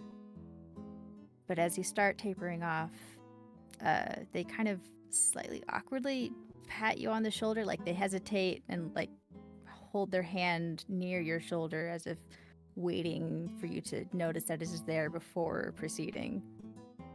She'll just kind of nod and go, I apologize, I am rambling. Do not apologize. And they gesture to their left eye where there is a long scar down their face. I am no stranger to scars, familial strife, or similar situations. I probably relate more to your struggle than I would be comfortable admitting under other circumstances, but have little to say and few words of comfort, but I could perhaps offer some small wisdom if you would like it. Please speak freely. You allowed me to dump all of that on you, which once again I will continue to apologize for because it is in my nature. You will find few answers from the forest, the cool evening air, solace and peace perhaps, but I suppose there is a lesson to be learned from trees. Winding though its roots may be, even a tree will cleave through solid stone if it lies in the path to what it blindly reaches for. Sometimes difficult things must be forced through, even if it would be easier to avoid them. Allegra gives a smirk, like a small smirk, knowing that she literally just got told what was going on by Mother Night, but doesn't correct, and just goes, "You know, you're very cute when you wax poetic like that." It is something my mother once said. I keep a record of wise words. It is it's very good, and it does bring comfort to hear things of that nature. My mother was not quite so poetic, but she said something very similar. If you cannot drive a nail without a hammer, and sometimes you just have to hit it hard enough for things to happen. I think right now you would obtain the most comfort from a warm fire. So how about we get you back to the camp? Yes, the snow did just drop on my bare back. That Yeah. was unfortunate. Yes, let me get my armor back on, and then we will away to camp. and she will take a moment to like redon the scale mail over the dress top and then head back in. You guys take like about 15, 20 minutes just to head back to the encampment. And when you see, you just see like Lottie and Kat just kind of watching off as like Percival and this new strange rabbit creature like chasing each other through the encampment. It's very similar to like, you know, when a small creature comes up to like the rabbit's hopping up behind Percival and then trying to like bat him, and then he whirls around and then it's already teleported away. And you see this little interaction. Off to the side, you see Beth looking back and forth as if looking for something, and then meets y'all's gazes and then starts to advance towards you guys. As that starts happening, Ra pats Allegra on the shoulder and says, "Alas, I have someone I need to seek answers from. I will rejoin you all later," and peels away. I understand. Heading I will see you later. All right. Ra nods and then heads straight for Madame Ava's tent. Can I try to intercept before she gets into the tent? Fast, fast, fast. We've gone. You're both the exact same speed. No. What's Ari's speed? I'm closer to the tent though, right? No, you're like No. at the end of you're leaving the forest, and then Beth is kind of like heading in your direction. Even if you do like try to go around, Beth can just cut through. All right, can I attempt to stealth into Can- like blend into the crowd and disappear? Because So can Allegra perceive Ra's discomfort at people trying to approach her? For sure. Ra just Okay. tried to slip away. So can Allegra attempt to intercept? This is up to y'all to decide. You think? Because logically, Beth and Ra have very similar speeds. So catching up to them is more of like you have to dash to be at their level of speed. Yeah, then Of their casual speed? Allegra's not anywhere near as fast as you two. No. She's wearing very heavy armor and Yeah. These are the two speedster classes. yeah. yeah.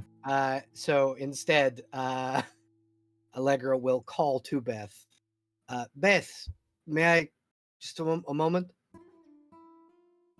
Is everything okay?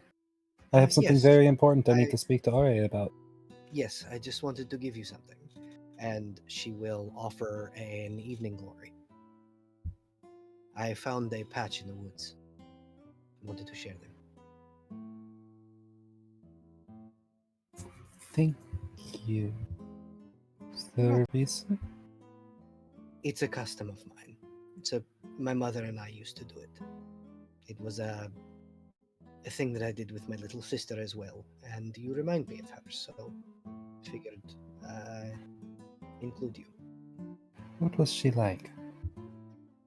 My little sister is reserved as a person and loved to dance, and we are not blood related.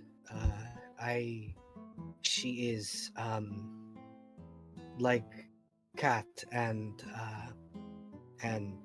Lottie. She is a reborn. She is like you, curious, very very curious. And that What is was her you name? remind me of. What was her name?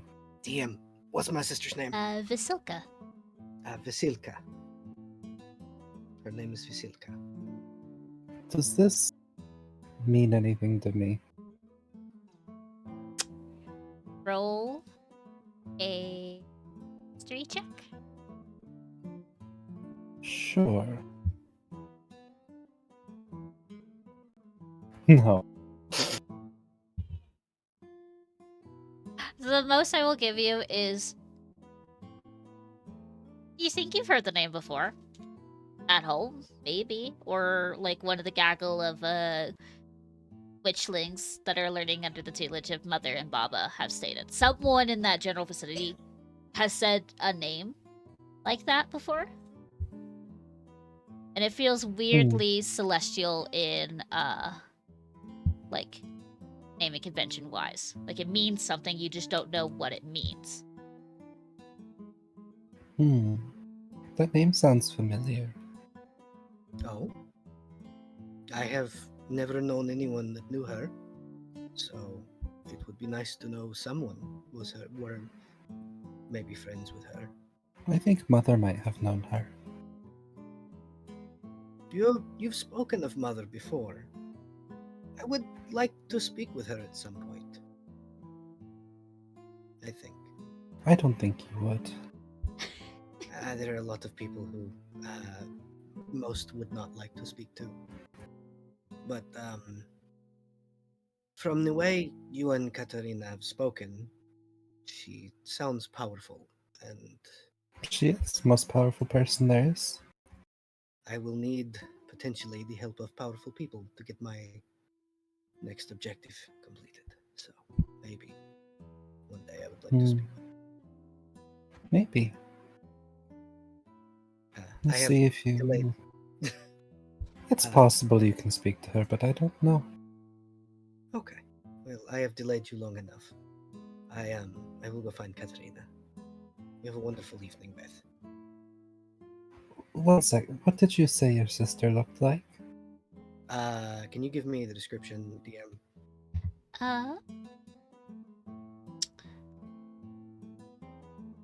Let me get the picture actually. Be the best way to describe her. But Vasilka, top of my head, has bright, emerald green eyes. She has dark, reddish brown hair that goes about like to her mid-shoulder blades. That has like a slight wave to it. She has a very tanned, complexion.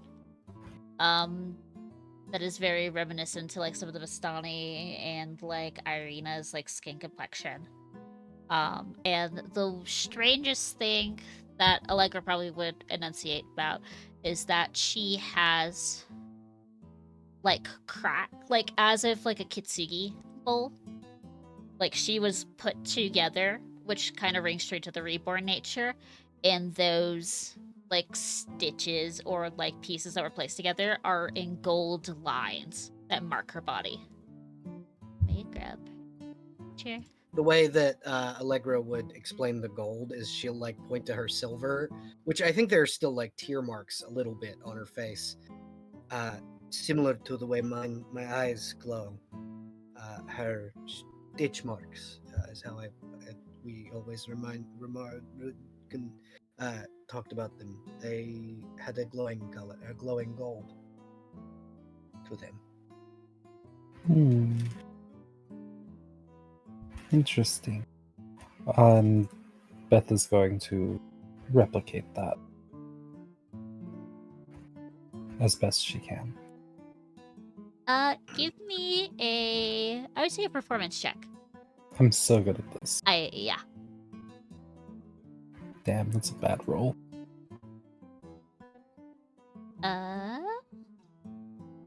Allegra is taking stress. Yeah.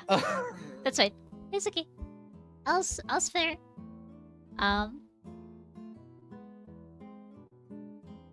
Even when you shift into this form to replicate it, even with the doll that your mother has, you feel a sense of longing when you are replicating this form.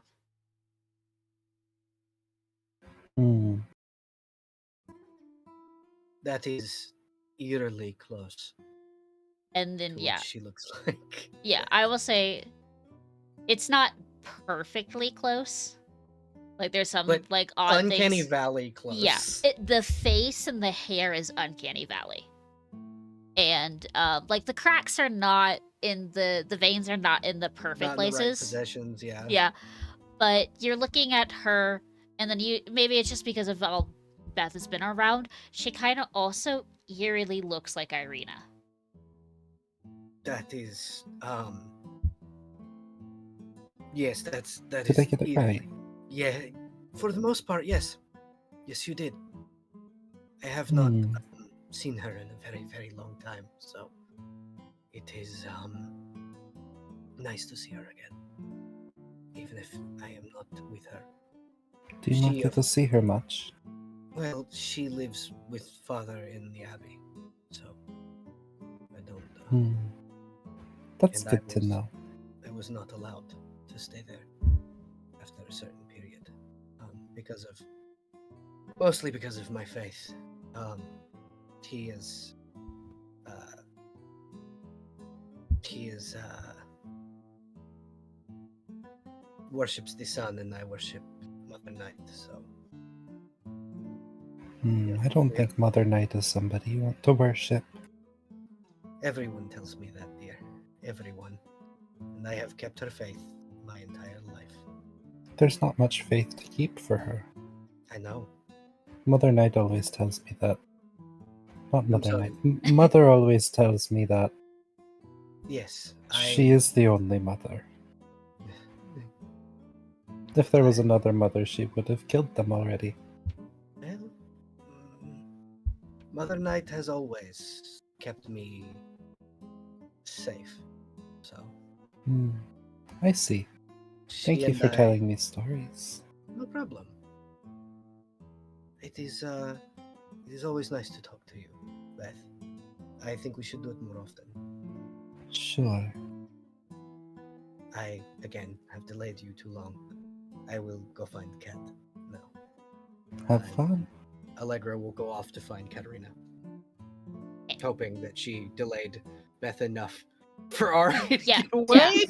Yeah, Ari has slipped into the tent, and since we have a person actively dying in chat, we will pivot swiftly to Ari, who you very rushedly, because you noticed that Beth was trying to intercept you, and you just wanted to get out of dodge and just go straight to the answers.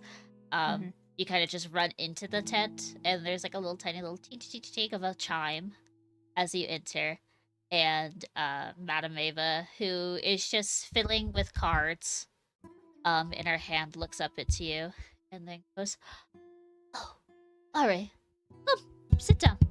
I knew it was your turn next." Oh, so now you know the name I prefer to use. I know many things. If you had merely desired to prove your clairvoyance, then calling me Oretta Bourdon would have been suitable enough, as I had not even shared my full alias with them.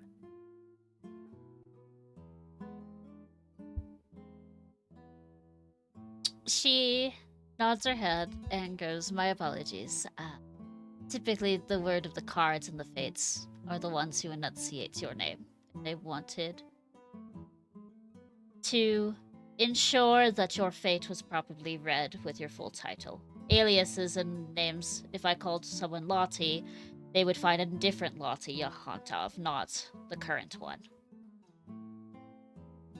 And the fates will get muddled." I would have sought a private audience then.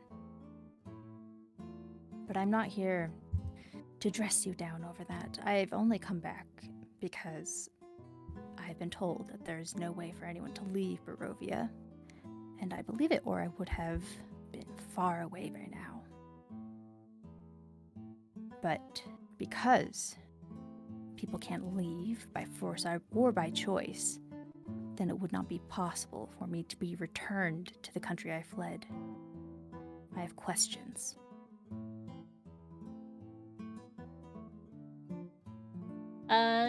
If you haven't taken a seat, she gestures you to sit down and lights a very similar incense. This one's not going to clear your stress afflictions unless you wanted to, like your stress. I wanted to heal 2 from the flight, but yes, no. You can.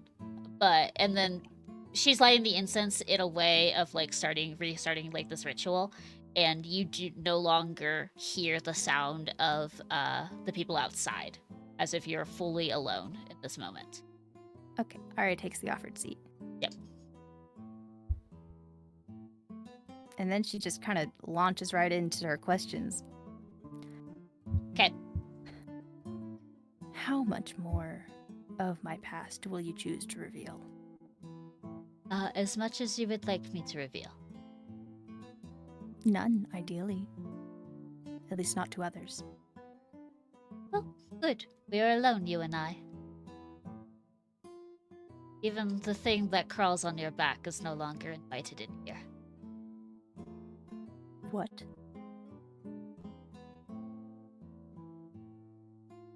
She clicks her tongue, and goes, every person who walks in here gets chosen by something here in the land.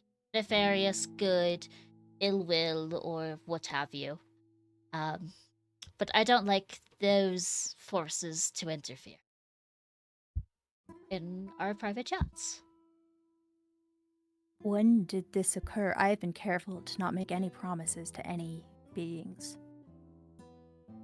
Like I said, the moment you arrived, someone saw you, picked you out, and went, that's mine.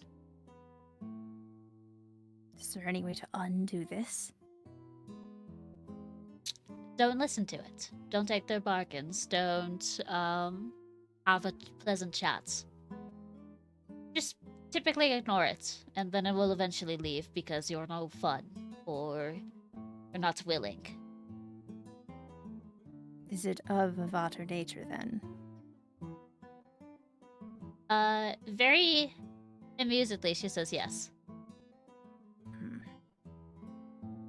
Old archaic ones. Something that had been here far longer than most of our kind had been born in. Around the time of gods, I would say. That makes my next question all the more pressing. I may not have been able to pay full attention to your previous reading, but I did get the gist of some portions, namely the part about defeating this evil. Is it the only way to leave Barovia to do this? There are, for the short and easy way out, yes. They're not, it's a morally gray situation. They're not inherently evil, but they are technically. It's more of a sense of, if you want to get out quick, you get rid of the problem that will just come back soon, again, due to their nature of a curse. If you want, it's simply you stay here forever and hopes one day that you piss off the Lord enough that they will let you leave.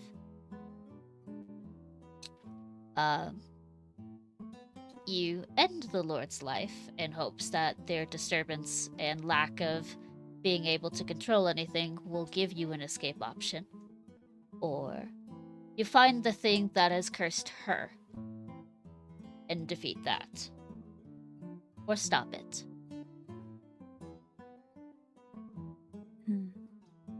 Very well.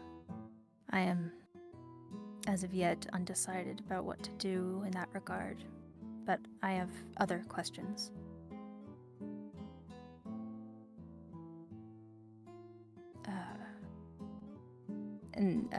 They pull out a little notebook where they wrote down a few.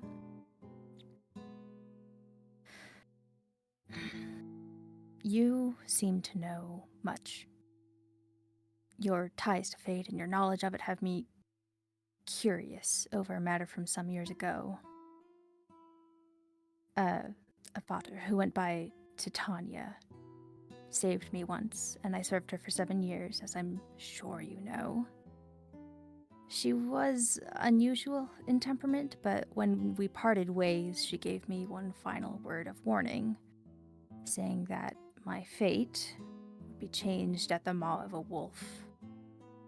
And in return for that incomprehensible prophecy, she asked something of me, and I have it recorded here word for word. And I'm hoping you can help me understand it. On a distant morrow, where the gloam will call for you, free those of 3 kindred Vaters, so like my sister stops being sad and stuff. Roll an insight check with advantage. Okay. 16? You see Madame Ava looks like absolutely like tickled with this information. Like she was earnestly staring at you trying to like solve the question, and then the more and more you went off on like it was more towards the latter part of the word for word on a distant morrow, she started to glow just brighter and brighter, and it looks like she's trying to hold back like an old cackle of glee. Yes, her language was rather obfuscatory. Can you tell me anything about what she meant?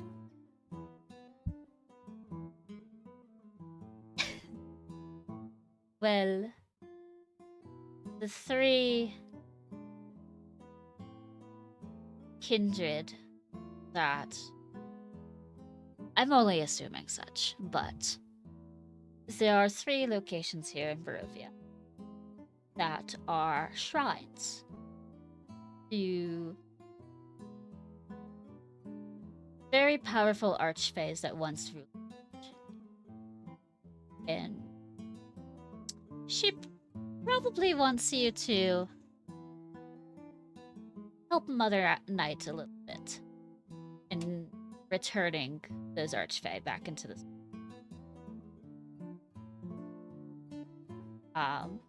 and then she'll ask you, because I think you're the one who no, it's Allegra who has the map, I think.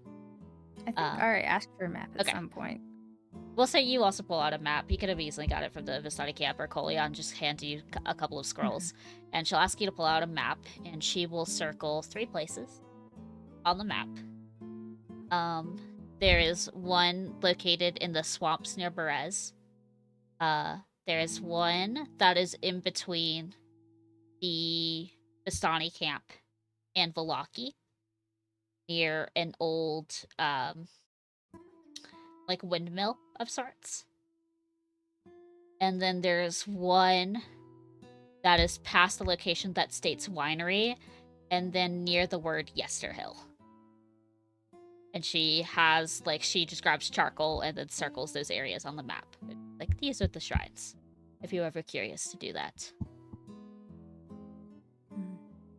Yesterhill. That brings me to another question I had. There is one with whom I wish to settle a score. I was told that she might be there. Can you tell me if that's true? She stares at you for a very long moment and then goes, yes. Yes, as in you can tell me whether it's true or that it is true. Yes, she's been waiting. Okay. Waiting.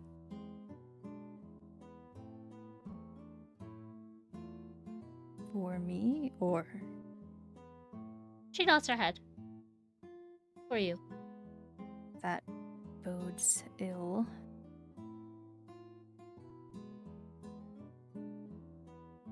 Ari's face tightens. The last thing that I wished to know is what of my family? Does Aris truly live, or Bronwyn, my father? Any of them? She hesitates and then goes, I'm not sure about the other 2. Their connection feels very faint, as if they're not here. Or that the weave cannot tell me so. But I believe she is. She feels close. Close? Not close in proximity, but close in Barovia. She has always been sickly. How could she be here? The Mists don't pick and choose. They just grab people, whether they like to or not. She thinks for a long moment and doesn't give you a definitive answer. She sort of circles the area, or like on the map with her finger. She points to the area that is around Kresik. So there's Kresik, a mole, could be the winery, could be Yesterhill. And she circles like that large area. So further north to the west. After receiving that, Ari stands up as if to leave immediately to go to that place, and then thinks better of it and slows down on their way to the exit of the tent. Turns around and bows shallowly. Thank you for your answers and for being concise with them. It is rare to find someone who is willing to give them. I suppose I have one more question. My companions, the ones I currently travel with,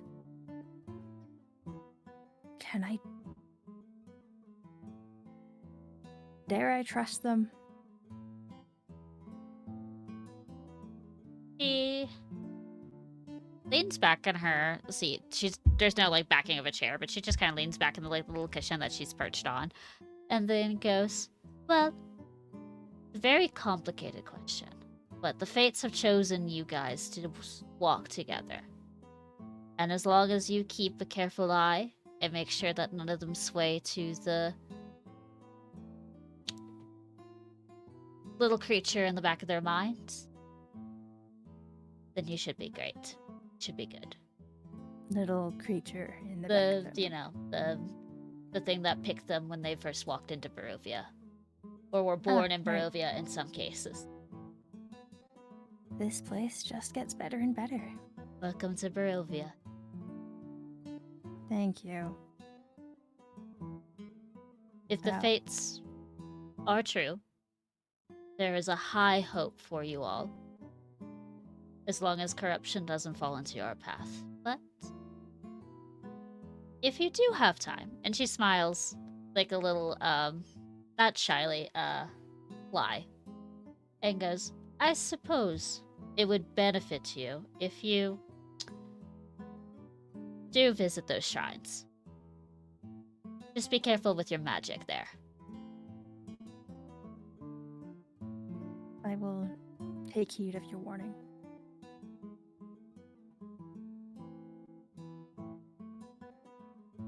That is all I have to ask. Ari's like hesitating, like they kind of have one more thing they might want to ask, but there's like starting to head out.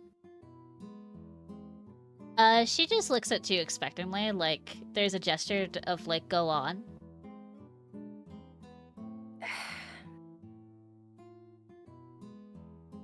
The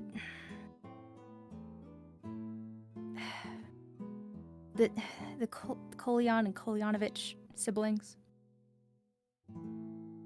If I am to be stuck here for a time,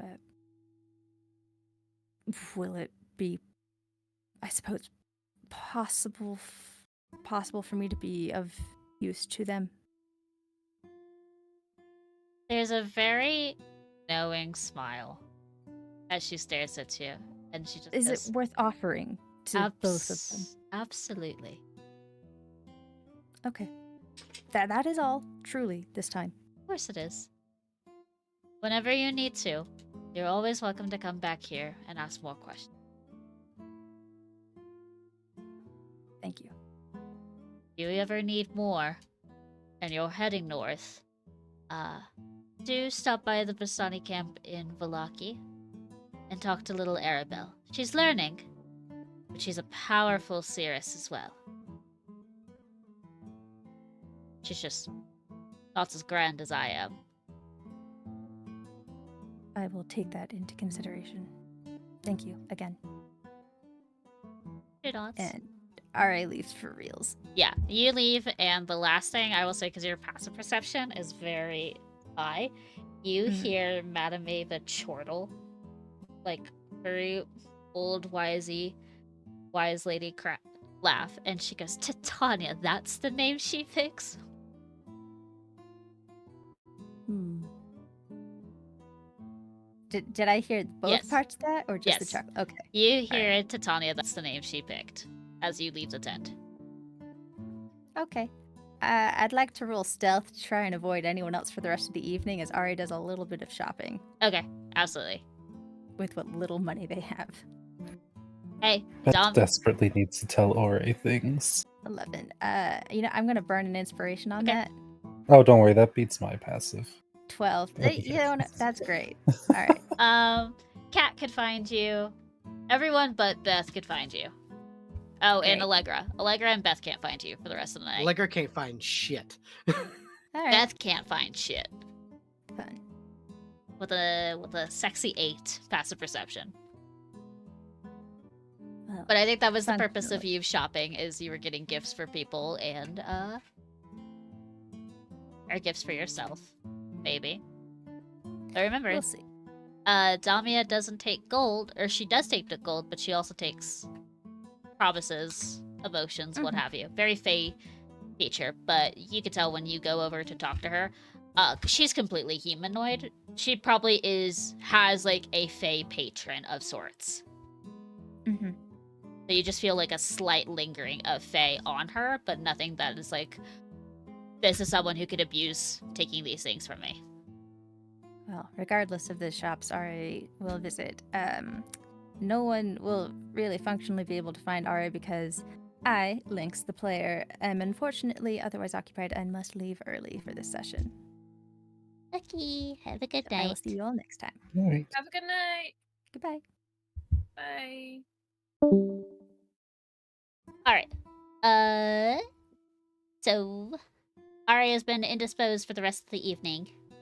And as was Nakanvera, I will say, come the morning, you are going to very much be incentivized by the Vistani to not leave.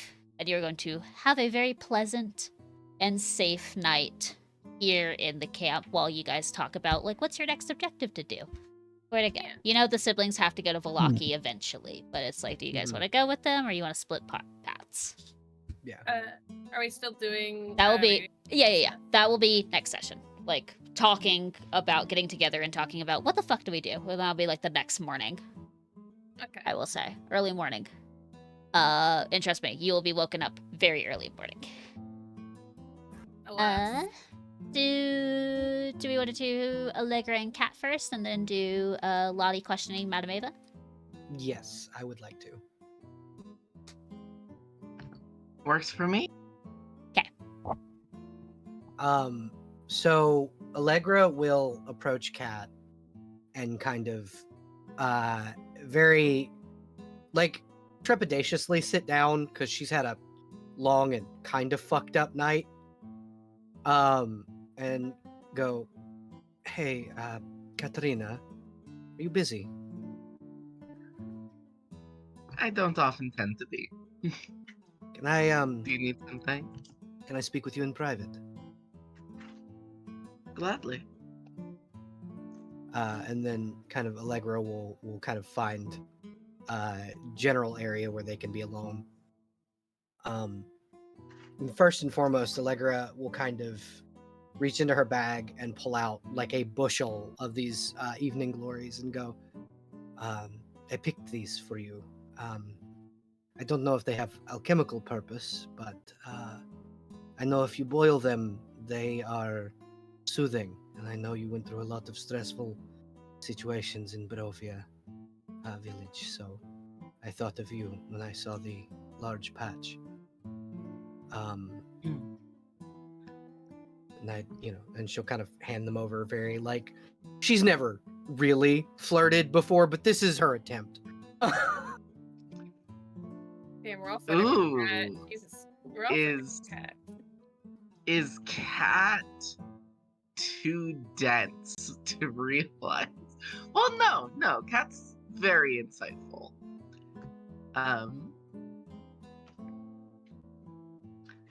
So,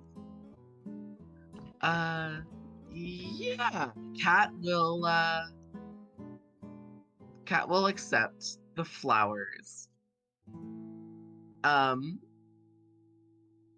And big smile on her face, she'll say, actually, there are a couple of different alchemical properties that Evening Glories can be used for, or as a magical component, like as a material component for spells. Evening Glories are often very good for spells that are based around luck, around swaying the odds in your favor. For some higher level magical application, they're good for lucid dreaming. And in fact, if you are proficient enough as spellcaster, you have enough Evening Glories, they might even aid in astral travel. You see, as you explain this, Allegra goes from where she looked very obviously very sad. Like, again, you can still kind of see, because her tears and or blood both glow, the like remaining glow of where tears used to be. Like, she gets really happy hearing this. Good. I'm glad they can be useful to you. Very quizzically, I'm so sorry, I'm gonna hit you I'm gonna gut punch you here. Yeah. Very quizzically, Cat will look at you and go, and if they weren't useful to me? Well, at least they're pretty. Okay. I was going to say, usefulness is not a quality that I demand in things. You see, like, Allegra, who very thinly is veiling, she puts her own worth in being useful. Just kind of, no, that's like, exactly what Cat's like. I see you. I see. Well, what are some things that you put value in, if I might ask? I think more than anything, and especially within Barovia, I value authenticity. She'll nod and go, well, I know that is hard to come by. Yes, I spent my fair share of my time as a younger girl being disingenuous to myself and my interests in the name of my image and my station as the child of a noble. I no longer bother with such trivialities. I am myself, and I will only ever be myself. And Allegra will nod and go, yes, that is my mother, rest her, always taught me, and I you can ask Ismark and Irina, or mostly Ismark. I have always only lived as my authentic self because, as my mother put it, I was her angel, and angels shouldn't hide their wings. I think at that, knowing a small portion of your backstory, Kat's demeanor kind of hits a low. And she's like, I would agree with her.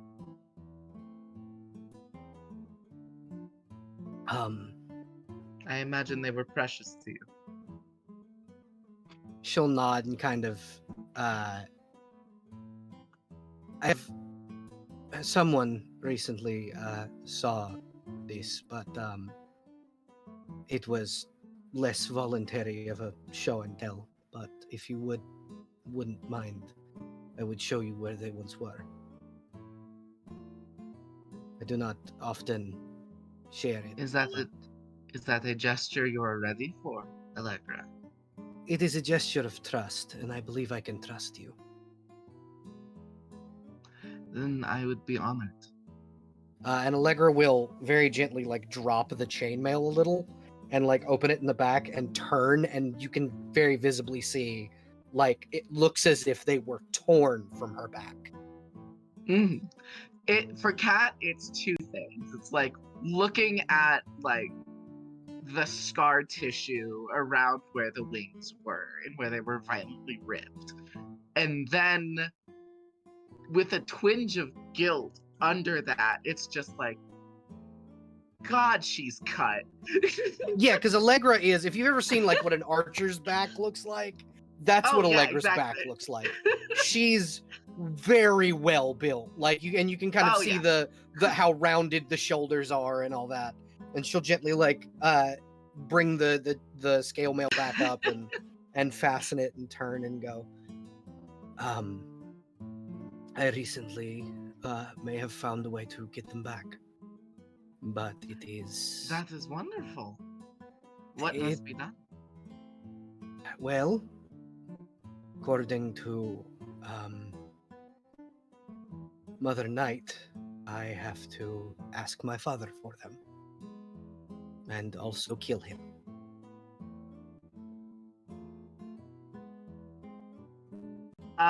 You see she at first you're like nodding along and then you say I have to kill him and then she's like this is more just for the DM. This is more just Allegra going, no, this son of a bitch has to die. Like I know. this is Allegra slowly changing her oath to vengeance.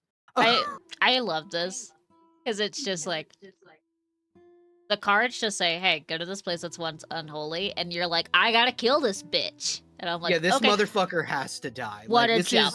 This is that like because somewhere in Allegra she blames her father for how everything went down the day her mother died, and that is kind of her like.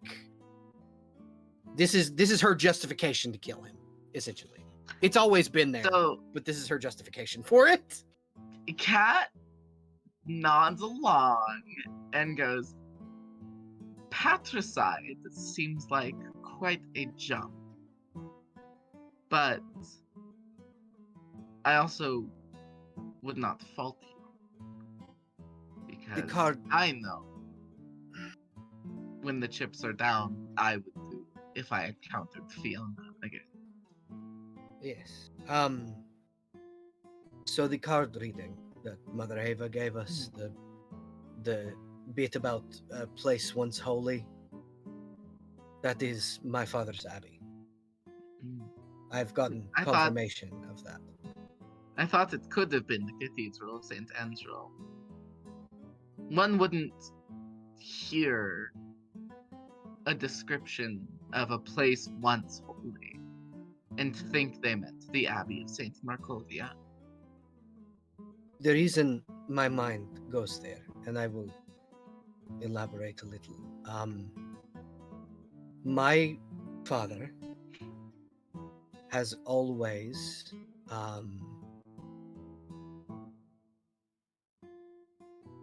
yeah, 1 second. I'm reading the thing. Mm-hmm. It's just like the last part you read. That's what gives it away. Yeah. My father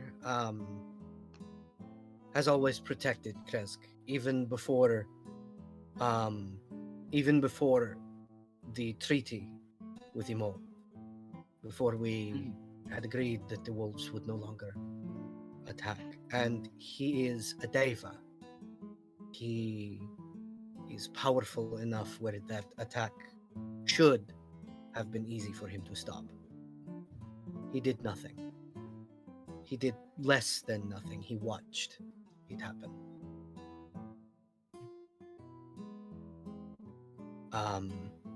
That is the thing with creatures from the outer realms. With celestials and fiends and creatures beyond mortal comprehension, is we can never truly understand the motives behind their actions. But to think an angel, a servitor of the eclipse divine, of Morning Lord and the Mother Night, would stand idly. While Goes the woman he beyond. loved died.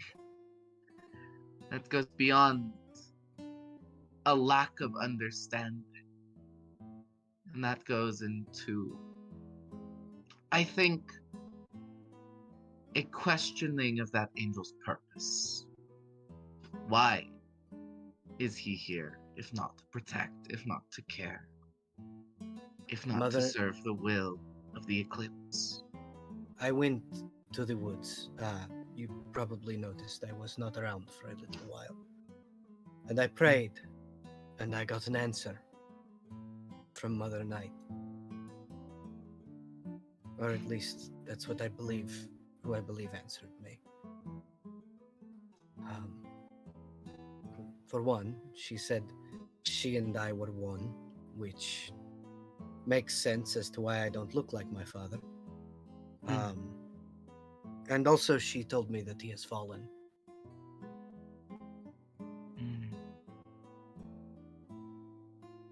And maybe you are right. Maybe I do not have to kill him.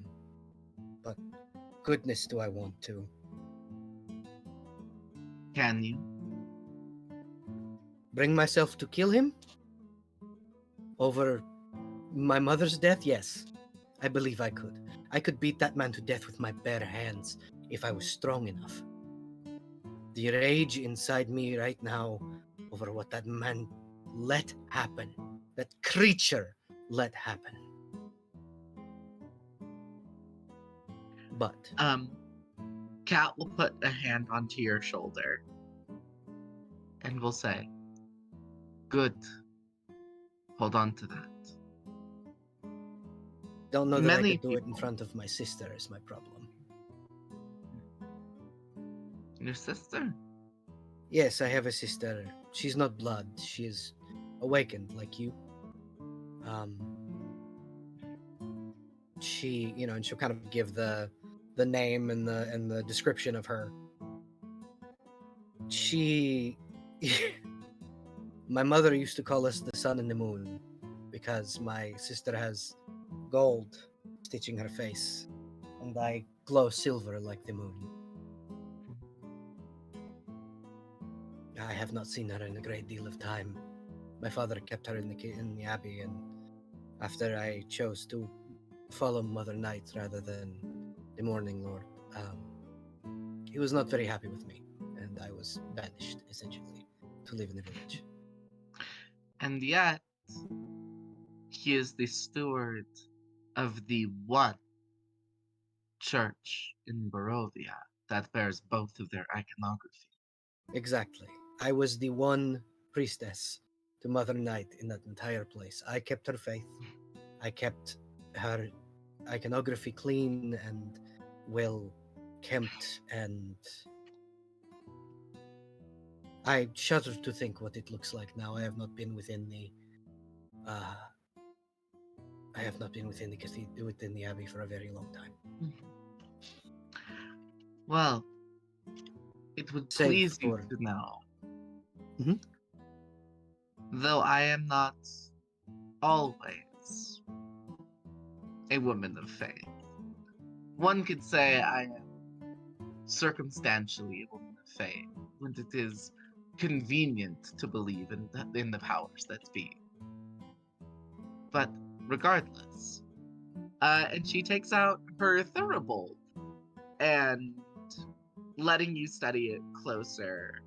The casing of the thurible is in silver, and on half of the thurible is iconography of a bright sun with shining rays, and a woman holding that sun in the palm of her hands.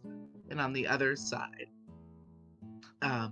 is a woman wearing a crown with a crescent moon tilted on its side as the diadem. And just lets you observe that. Allegra will smile and go, well, I am glad to see I am not the only one that carries her symbols with me. More of us should. We should. I believe it as well. Though sometimes, recently, she'll stop herself and go, no, that is inappropriate. Never mind. The people of Barovia, I theorize, shun Mother Night because they miss the sunrise in the morning. They miss a bright sky. And yes, it is not good for it to be constantly dark and for the sun to be lost from the sky, but for the moon to still stand high at its peaks. But the inverse would be equally bad. All If not- sun, no moon, all day, no night. If not for the sun, the moon would have no glow.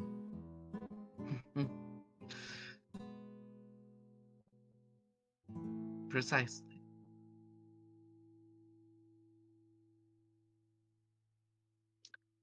I will not lie to you. Hmm. And you probably have gleaned this already. The gestures with the flowers were not entirely with the purpose of helping with alchemical nonsense that I don't understand. I could Oh. tell, Telegraph. What I will say is this. Your sentiments are noted and appreciated. We are yet but strangers.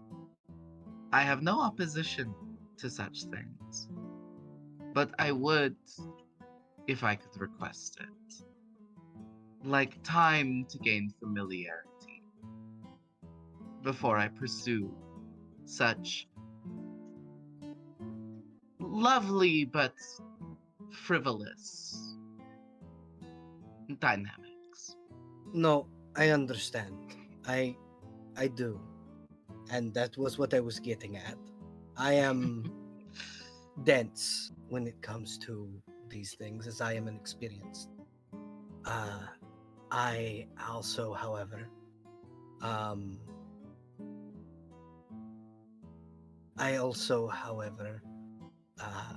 know that it takes time, but this is me showing you that regardless of whether our relationship remains platonic or otherwise, affection is something I give freely to those whom I trust and care for. And it is something that I, in turn, give greatly and constantly, and receive much less frequently. So, I shall need time to get used to it. But I That is- appreciate it, sincerely. It is understandable, and I hope in the future that my affections do not come off as overly abundant. And she'll kind of nod, Of you know, course. kind of take an awkward little bow and go, I must go and wipe the tears from my face. I need to wash them. Come They here. stain. Come here, Allegra. And she'll kind of approach. And Kat will pull like a washcloth from out of her pouch and just dab it for you. And so Allegra's tears stain, like if blood stays, like that's something, like if it's a dry cloth, Oh. it's not going to get it off. Yeah, Kat cares not for things like that. Oh, yeah. And she's just like, I often have to wash when I cry because it stains the curse of having celestial blood, I suppose. Um, The curse of having any blood, Allegra. Red stains as much as silver. yes, but most don't cry it. Fair. That is my problem. Is that it stays when I cry. Makes it more obvious.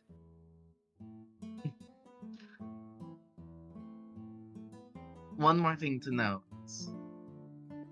before I head off to my own endeavors for the night. I love slow, but I love plentifully. And if you expect, if our dynamic turns that way, to have me entirely, I can promise you no such things. And I would not expect it. My mother, Good. again, my mother is my only example for these things. Had my father slowly starting to believe he was not my father, but regardless, my father and a woman in the village whom she loved dearly. So it is a dynamic that I know well.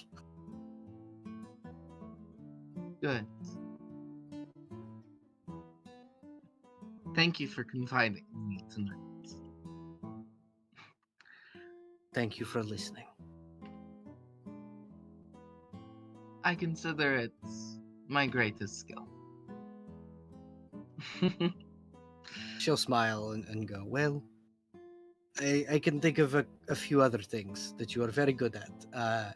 You did absolutely shred a man back in Barovia Village. Yes, and I'm that much better as a listener.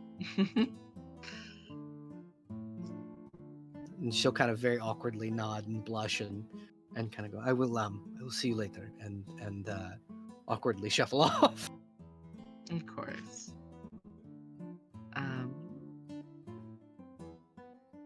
Kat will smile warmly to herself. And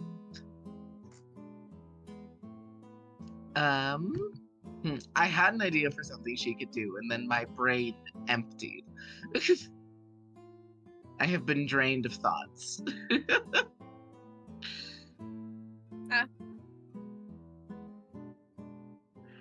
I think Kat's just going to enjoy the time, like, secluded in the tree line for a little bit. Everyone out here be like, I need to go into the woods. Yeah, I crave the woods. I crave wood. Also, I'm sorry, DM, that I've created a random NPC that you now have to give a backstory. I My know. bad.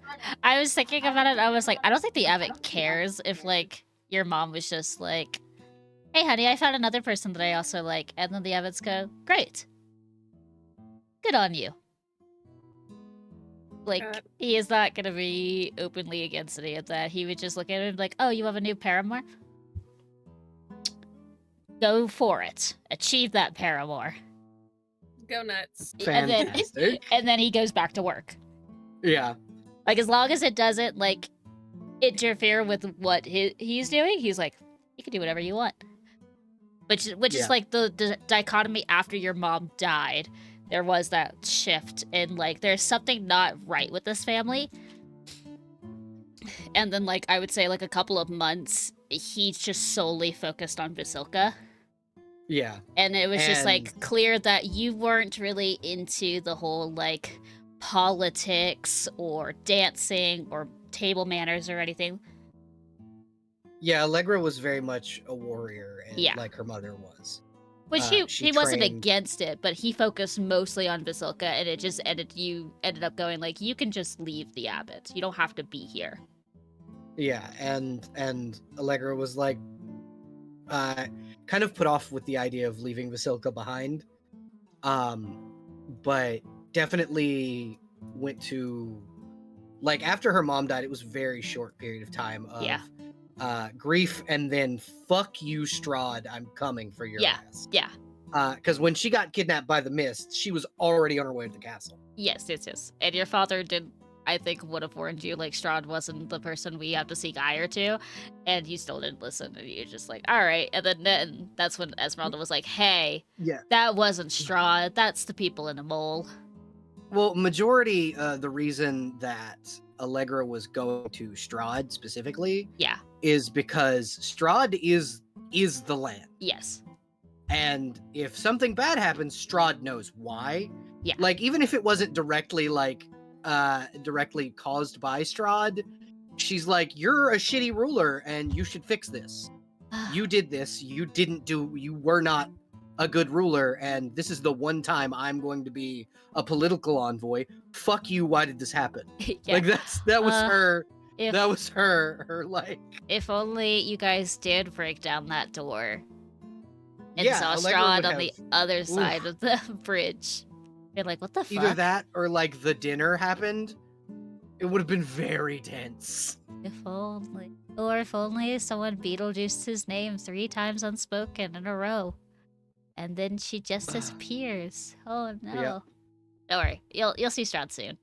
I promise that. Fantastic. Okay. Yeah, because Allegra's got some choice words. Don't worry. She's got some choice words too, because you guys all fucked off before she could have dinner with you. She invited you all, and you all went, fuck you, and left. So she's a little scorned by that. I'm sure she'll get over it. She will. Everybody else made Allegra leave the castle. Yeah. Right? Like, she was gonna go back in. And I was like, no, don't do that. Don't stay here. That's a bad idea. I know you have to leave soon, Creepy. Is there anything else you want to do? Or you think you're good? I don't think so. Beyond talking to RA, which will happen at the beginning of next session. Yeah, I think that's all Beth has going on right now is focusing on that. She's got a little bit of a mind about Vasilka, but other than that, I think she's really focused on how can she figure out RA. Yeah. Okay, interesting. And then I know Jester's got not 10 questions for Madame Ava, but a humble 3 or more. It's mainly just 3 and like, hey, shit's fucked. Yeah. Shit's fucked. And if I talk to you, it's probably going to be a little more chill than watching Cat burst a blood vessel. Yeah. Anytime I'm ready. So, you eventually will notice that everyone has kind of petered off into their own, like, little corner of the camp. Many of the Vistani are welcoming you guys to have, like, tents, or they're offering, like, sleeping bags, tents, food for the dinner, any, like, sweets that you guys would want, or, like, ale drinks of any kind. And they vastly go, like, you never have to worry about feeling unsafe when you're with the Vistani. It's showing you that someone will be on a careful watch for the night so you guys can sleep in peace, if anything. Oh, yeah. And you see that Stanimir, the guy who introduced you, is in the middle of the camp, having Irina and Ismark, like, he dragged them into them, and right now they are playing, like, 2 truths and a lie in the middle of the camp. And Irina looks so into it as, like, she's thinking about these things, while Ismark looks so done, and you could just overhear, like, he's not really trying. He's like, I'm blonde, I have blue eyes, I broke my hand. And they're like, come on, Ismark, give us more with this game.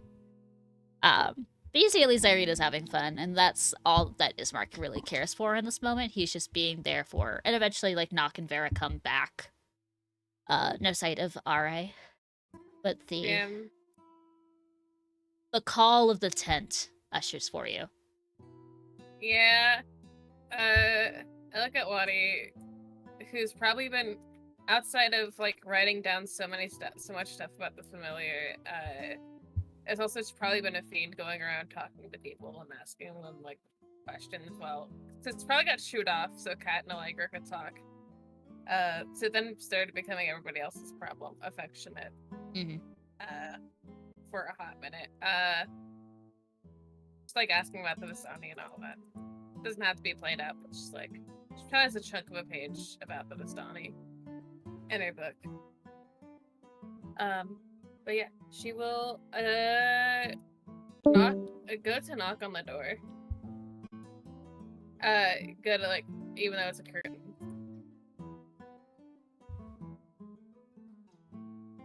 Yeah. And you can't really knock on the curtain, but like No, you just kind of enter into the room.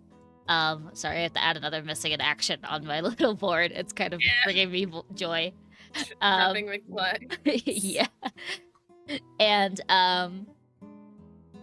you kind of like just idly like hit the backing of the tent a little bit. You hear chimes, which is the purpose of why she has chimes inside the tent, right by the tent flap, is so she can hear if people want her audience. And like you hear a very calm, "Come in. You are invited inside." Like much like a vampire needs to be invited inside. You have Kira, who's on your nose, and her nose is twitching furiously at the smell of like incense. And it's as if she knew you were coming in. You can see a seat, like a pillow that's there, and then a smaller pillow that's like that's stacked on four pillows for Kira to sit on, so she could also be a part of the reading. And then the moment you walk in, silence outside. That's a little unsettling, but Yeah. It's... And she goes, "Darling Charlotte, please sit down." Hi! Okay. So sit. She won't correct her. I don't think she's had anyone to call her by her actual first name. No. In forever. In a while. It's more of like you just say Lottie because Lottie feels something warm to you. You don't know why. Okay. But you know Charlotte is your name. Yeah. I don't even know my name. I do know my name. Yeah. That was like the only thing you woke up to. You remembered your name. And like vague memories. But you sit down, and she just smiles very warmly. There's a cup of tea. Like she's getting like a tea kettle and then pouring a cup of tea for herself and then one for you. And she goes, "Would you want sugars before we start?" Yeah, sure. I think Lottie takes her sugar with some tea. Yeah.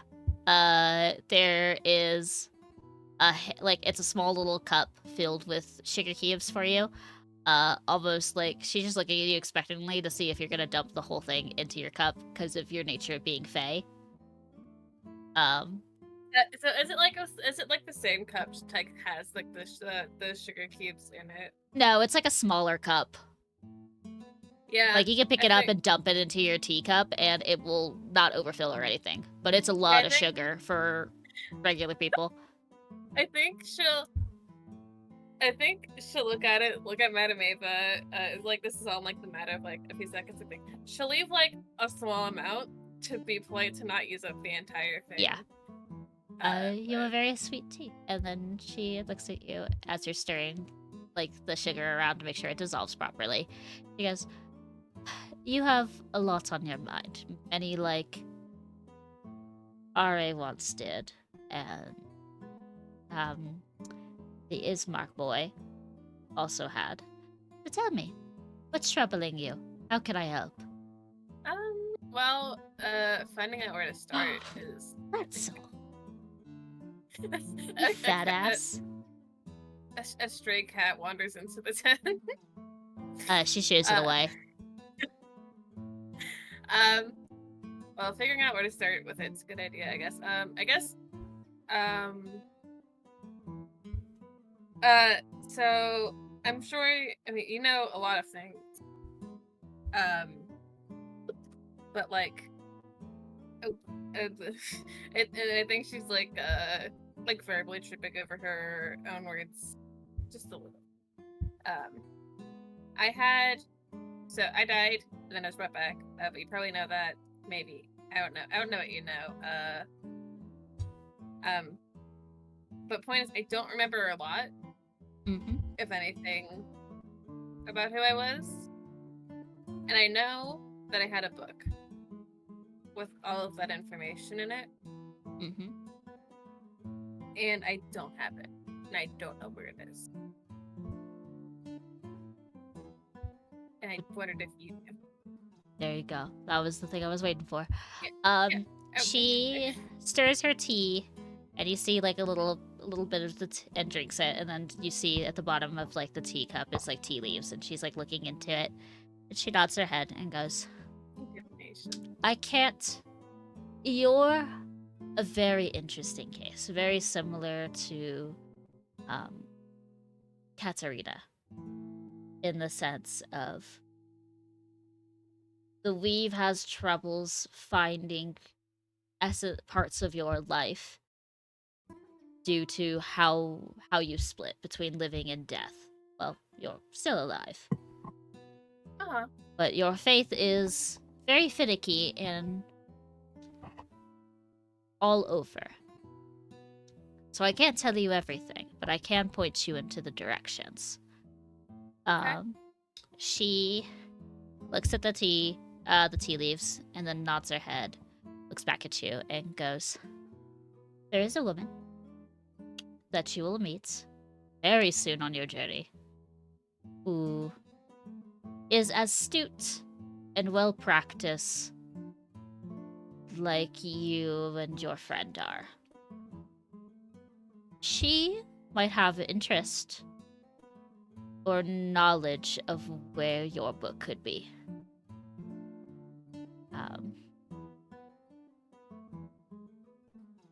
And she'll tell you, like, the best, like, to give a better clarity, she will say,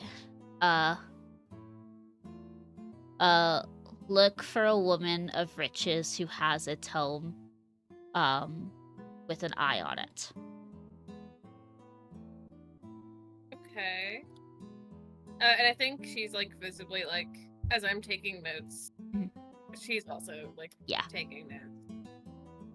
Just her nature. She nods. Well, it's good to have a lead on that.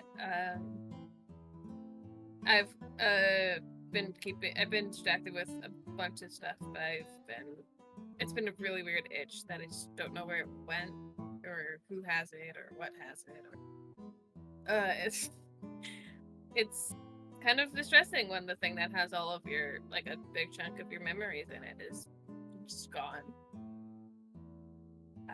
Well, it's not gone. It's here. And she seems to know where it could be, or will at least be interested in helping you find it. Okay. I think she, like, flips through, like, her book where she probably has, like, a long rambling trains of thoughts. I think another question I had. I think you mentioned something about when we got our reading, something being outside, or something of that nature. And I'm trying to connect the dots as Lottie. And I'm like,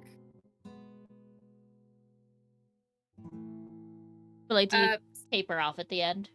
Yeah, it's I think it's like her, if it's like verbally tapering off of, like, trying to find a way to word the thing. Yeah. Because the last time she talked about this, Cat, like, reasonably blew her lid about it.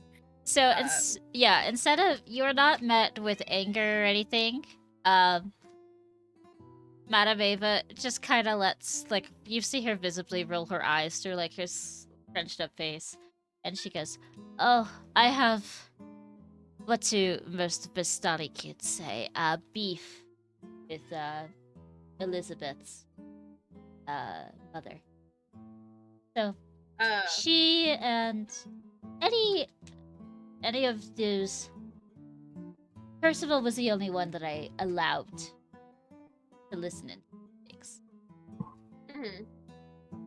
Anyone else that just kind of follows or talks to you or listens, any of the spirits that are around Katarina, they were politely told to wait outside. Okay. And I guess that would apply to, and then to,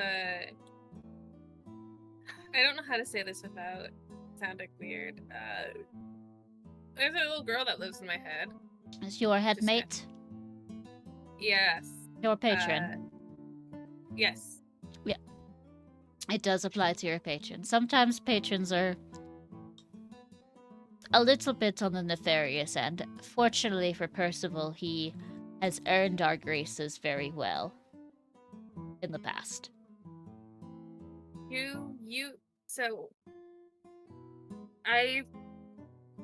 Kat was talking to me about my patron and implicated that she was a dark power.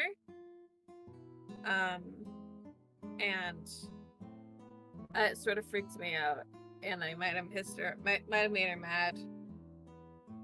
And so I've sort of been trying to figure out how to navigate that. I don't know what she is, actually, if I have to be honest. I think she was just there when I was brought back. And I don't think I didn't ask her a lot of questions at the time, so it was just nice to have the company. It's just kind of, I think it was just nice to have the company.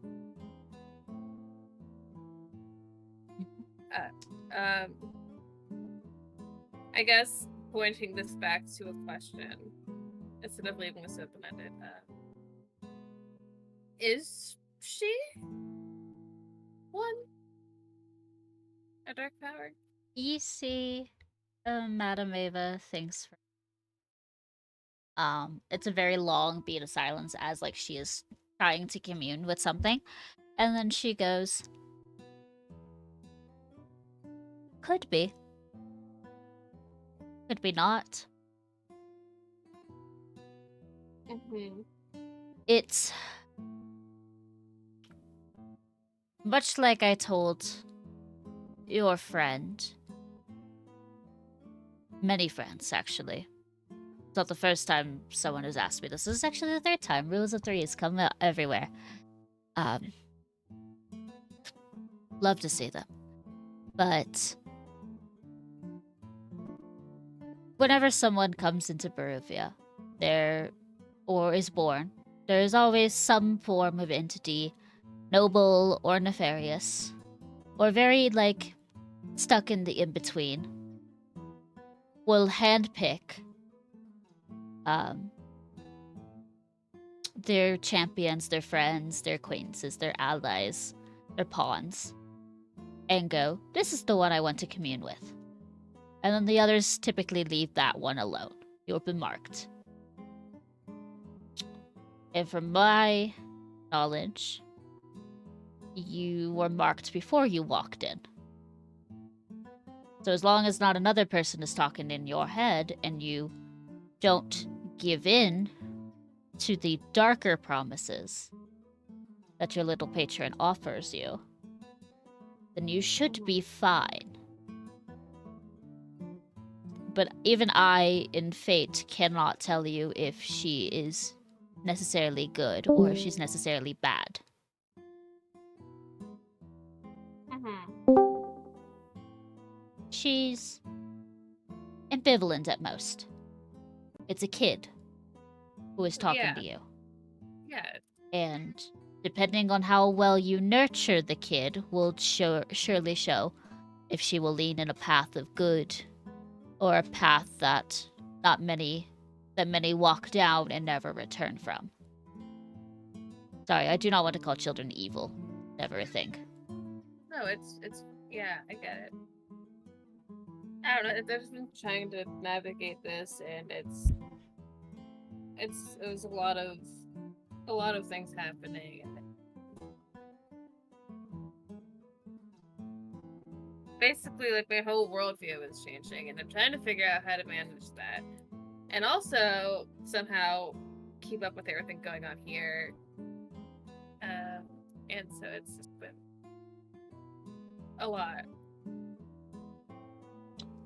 She nods her head in understanding, goes, You are not the first adventurers who have come into Barovia asking for help. And hopefully you will be the last in good faith. But if it helps any, the fates have good fortune towards you all. It is just up to you if you walk down the correct path or the in-between and not the one that you cannot tread back from. But based off of everyone's skepticism and worry, I think you'll do fine. She nods. So I know you gave us a card reading about the earlier. Would it be too much trouble to ask for one for me? She shakes her head and goes, See, this is what I like. I like when people ask me about the fates. Do you just want one card? Yeah, sure. Let me get the cards. She shuffles the deck. She shows you all the cards. She puts it in a deck. Bam. Wow. Please. Hold on, let me see if I have to recall any cards. Recall. And then let me shuffle. As long as I don't draw, like, one singular card. Hey, as long as you don't draw the traitor, you might be good. Alright. Can you touch the deck and hit deal? Yes. Alright, deal one card to yourself and put it on the splash page. Draw one. Hold on. Okay.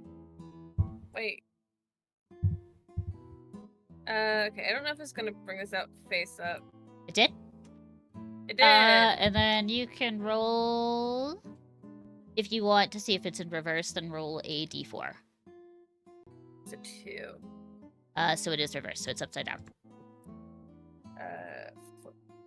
Fuck. Nope, flip means flipping it. I have to flip it. I have to turn it on my own. Wee! Wait, upside down. Let me get our wonderful, wonderful best friend of ours, Nira's, and Celeste, Ripper card stuff. They wrote for everyone. Celeste has ruined my brain when it comes to the phrase if it's not too much trouble. So I almost said that. I almost said that, but I didn't. If it's not too much trouble, here's your card reading. Okay. Yeah. Alright, this is the Rogue. Rogue.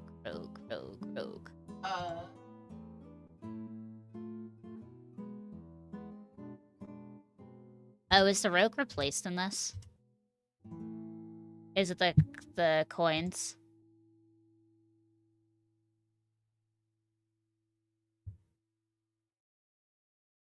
Alright, let me grab the Tarika cards then and see where rogue is on that placement. Rogue is master. Master of coins. Master of coins. What is it? That is not... Or it might be the 10? Oh, Master of Roots, the Nomad. Okay. Ooh, okay, this is bad. Okay. No, it's like so when she draws this card, she goes, so this is typically the suit of roads. This symbolizes opportunity, change, and decisions. A suit for travelers, seekers, and those undergoing transformation, but it could also symbolize different parts of your journey, be it a personal one or a great one. On the side of good, this can show you growth and hope, and a chance to change one's fate. And then on the side of the evil, it can embody disruption and failure of all the best laid plans going wrong. You have drawn the Nomad. And in this moment, and you have explained this well to me as we're talking, that you feel unbalanced in the way you are currently living. You don't have your memories, you don't know who you once were, and you're having a harder time growing from this, or moving on, to some would say. And what I would recommend is you are on the right track of trying to find your book. Trying to see if this will help you gain a sense of closure or a sense of clarity on who you once were. But if you don't mind, may I draw one more? Yeah, sure. Yeah. She will draw her own card. Let's see if it gives her clarity. What? Every Okay. Alright, every time. I want the card. Roll 20. I get so nervous anytime I tear like this. Oh no, These cards. the Dark Lord. What are you doing here? Hello? Alright. Okay, hold on. Let me see.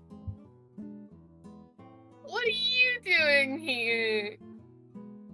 Okay, Dark Lord upright.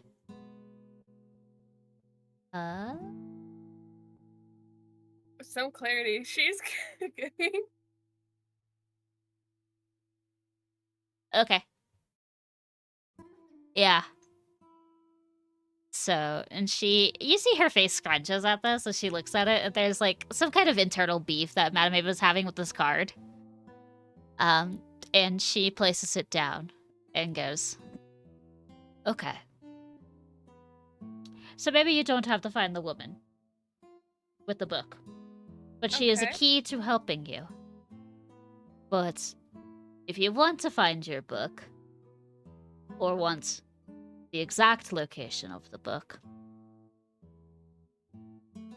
our wonderful leader of the realm can give you a better insight on this knowledge. And she just taps a claw, fingered, at the Dark Lord. Mm-hmm. And connecting 2 and 2. Is it who I think? Who do you Between think you it and me. is? Who do you think it is? Is it Strahd von Zarovich? Yeah, Strahd von Zarovich knows where your book is. That's what the cards have decided. The cards have decided that, Strahd knows where your book is. For DM's information. Yes. If I could spell. Oh, that's why it looked weird. Okay, hold on. The note that I'm putting in my section right now, word for word, is how it is written in Lottie's book. And you'll see why I'm telling you this in a minute. Uh-huh.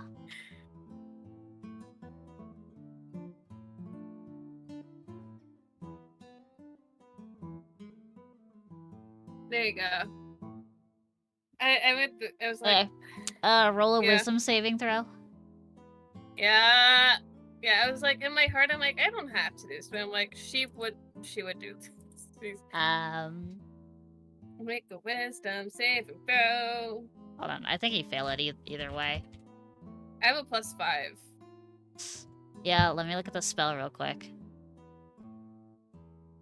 You're rolling a d20 plus 1. You're losing 4 to that roll. I hate it here. Yep. I meant to do the. Can I do the advanced roll, or I meant to do the advanced roll? Sure, I'll give it to you. I'll pretend I didn't see that one. I don't think that makes it either way, but the natural one is very in my heart. Okay. Alright, that's it. Thank you for your information. Yeah, you're welcome. Yeah. Kat's gonna throttle the shit out of me if she finds out. Don't let her find out. Yeah, it's fine. Look, Well, I guess no one reads my book. Yeah, But... Madame Eva just kind of grabs the 2 cards and slides them back into the deck and shuffles them up. She's, like I said, she's got internal beef with this card, and like you can hear just like a little grumpy, like "fuck you, fates," but she's saying this in like a different language. Yeah. As like she's shuffling. But she Why- turns back to why- you, smile back on her face, and goes, "Is there anything else I can help you with? I'm Oh, sorry the weave was pulling one on you." it's okay. I can handle it. It'll be fine. I can't think of anything off the top of my head. Surface thought wise, what emotion are you exhibiting during this? I think it's a lot of confusion, probably worry, maybe a little like, despite like a little bit of like fear of the unknown, of like connected the dots and realized this shit's gonna be messy. Yeah. And it's probably not gonna be, because earlier in like the journal they're writing in, we're in that Strahd was not one that was easily that was one that you probably aren't gonna have a great time bargaining with. Yes. So it's a lot of that. Yeah, so you exhibit worry, pensiveness, and I forgot the other emotions you told me. Fear. Fear. And you feel Kira hop off her little pile of books and snuggle into your chest and like compact herself, so you just feel the warmth of a squishy stuffed toy, like an overlarge a stuffed animal, just hugging onto you. Yeah. Oh. She'll hug her back. And as like getting ready to leave, she'll show. Madame Maeve's already seen it, and probably already knows, but like, oh yeah, I did my first wizard spell. And this is my familiar, and she'll show off Kira in her hands. Madame Eva looks at you, smiles a little bit, and says, "Congratulations." And then before you leave, she looks at you and goes, or looks up at you and goes, Yeah. "You should show your patron them. Because her influence is very evident in the summoning." Yeah, I'm sure if she hasn't seen it already, is it possible as I leave to go and find Kat if she's not busy fucking off into the woods? It's up to Slice. If you think Kat just fully fucked off for the rest of the night, then that's fine, and you will just have to talk to Kat in the morning. Yeah, if not Kat, then I'll probably track down Allegra just to... Yeah. You would find someone or one of them in the morning. Yeah, I know that Allegra was gonna go to Madame Ava next. Okay. That was her after like waiting and sparring with whatever Vistani she could find. Just convince each other on the way. Yeah, essentially. You walk out, and then you see Allegra enter the tent. Like, politely, like 10 seconds after you do. You leave. I will sit and ruminate on this. Okay. And talk about it later then. Yeah. Alright. Allegra, you enter the tent. You do a little tap tap, you hear the chimes, and you hear a very nice "come in." Allegra will come in and give a bow and I wanted to thank you for the hospitality you've shown to me and my group. Of course. I don't know that I can say that I speak for the abbot any longer, but on behalf of at least myself and my priesthood,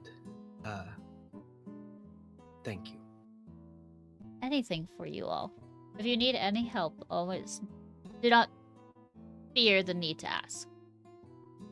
I was hoping to get clarity on part of the reading from earlier. And she'll kind of sit. If do you mind if I? No. Sit down. Do you need? And she'll.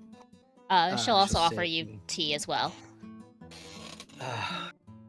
As wonderful as tea would be, if only you had something stronger. Ask Eliza. She makes a really powerful brew of ale. Fantastic. I will after this. So after we read the cards and you gave us what we needed to know, part of me thought that it may be my father that one of the cards were referring to, and the abbey, and I went to pray about it, as I am one to do as a woman of faith, and Mother Night responded. At least I believe it to have been Mother Night. I have faith that she would not let other powers within Barovia touch me, if possible. Though her connection was weak.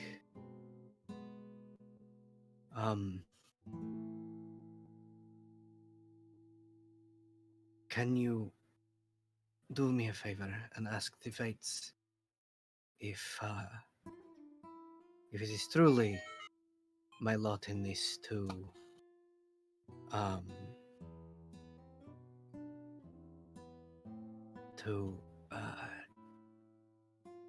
end my father's life, essentially, or if I am acting rashly.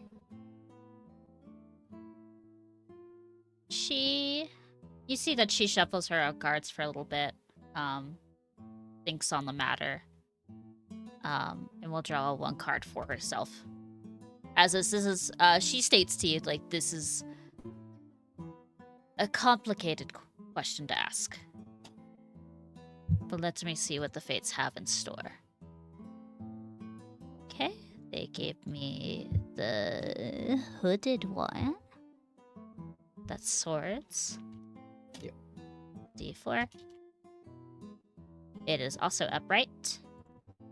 Let me find the hooded one.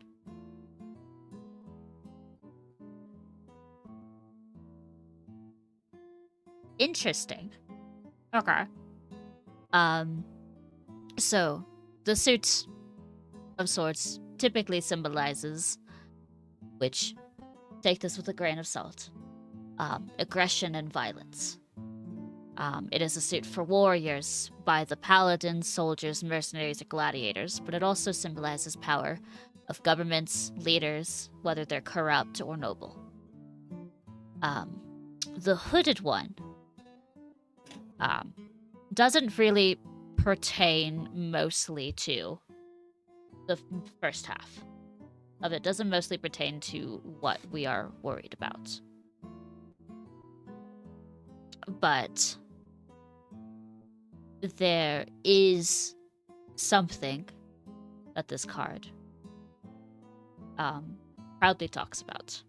We're gonna ignore the bad ones. We're gonna ignore the bigotry, the intolerance, the xenophobia. That doesn't really pertain to this answer. But mostly the hooded one, Seven of Swords, is surrounded by the mysterious presence of a newcomer, your group of friends, for example, and a fear of the unknown. You've been giving this new information and speculations that are leading you towards the Abbey of Krezek, the Abbey of St. Markovia. And I can't tell you if you're right or you're wrong, as the Fates wants to be as vague as possible for these readings. As they always are. But there's only 3 known churches here, and one of which you just left from. Yes, that is true. So she gives you that. And she goes, The fear of the unknown leans towards your speculation of whether or not you need to act this drastically towards the situation, or if it could be solved through matters of words, or a mere brawl of sorts to knock sense into one another. But your father has a purpose that is driven by his own irrational fear. And until this fear is talked about or resolved, will make him also react negatively towards the people he cherishes and towards the people he protects.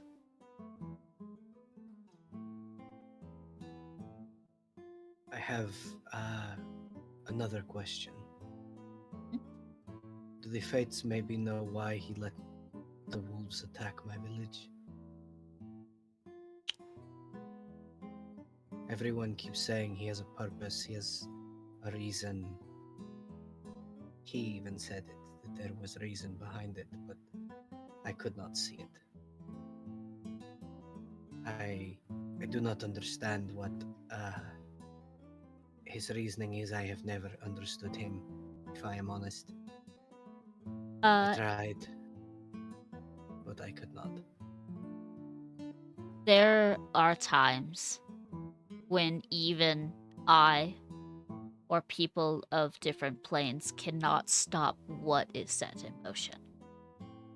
And from my best assumption, the wolves needed to attack Kresik for a reason that was not in his power to control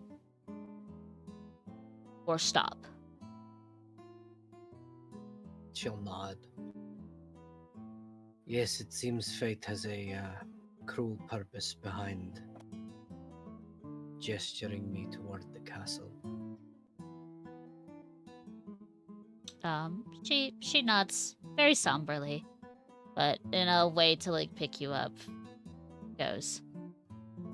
And that cruel reasoning brought you towards companions who you could trust with your very being.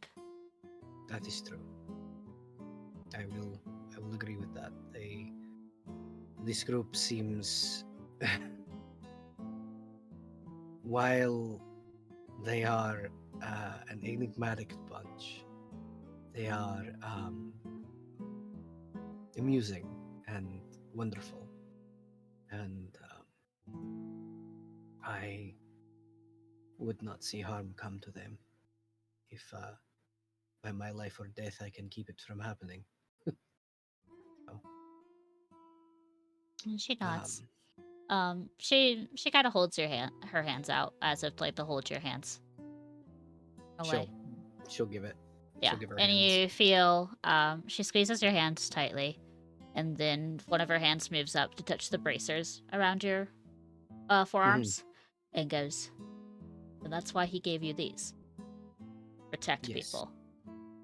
Yes. Just don't indulge too much into the thicker power of these things. Part of me Sparingly use it. Part of me intended to never use them, to be honest. There's plenty good from these bracers. And you can help plenty.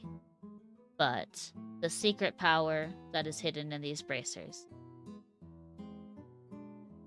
could benefit you. But like many in your group have done already, use it in a moment of absolute need. And don't use it often. She'll nod and kind of...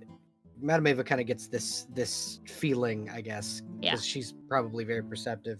Allegra has hang-ups about using them just because her father gave them to her. She has massive daddy issues. Yes, but that's why Madame Ava was giving you, like, he gave you these to help people.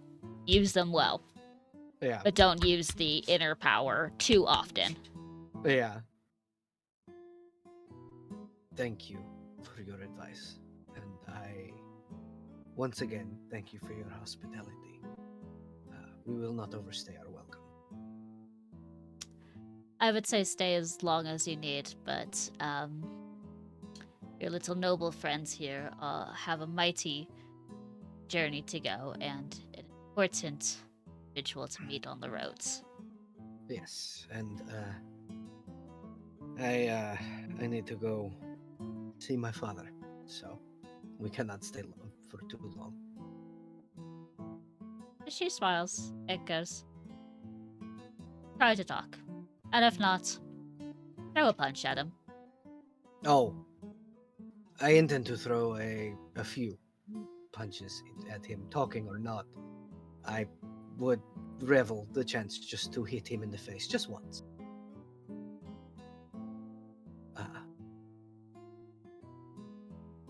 If for no other reason than just to get it out of my system. And you get a sly smile from Madame Ava as, like, you get the feeling of, like, she approves of this. She's not going to talk you out of it. Thank you, madam. I will speak to you again should I be close to your camp. And just like I told some of your companions, if you cannot come see me again, I have a darling, lovely girl by the name of Arabelle who would love to get a card reading for you too.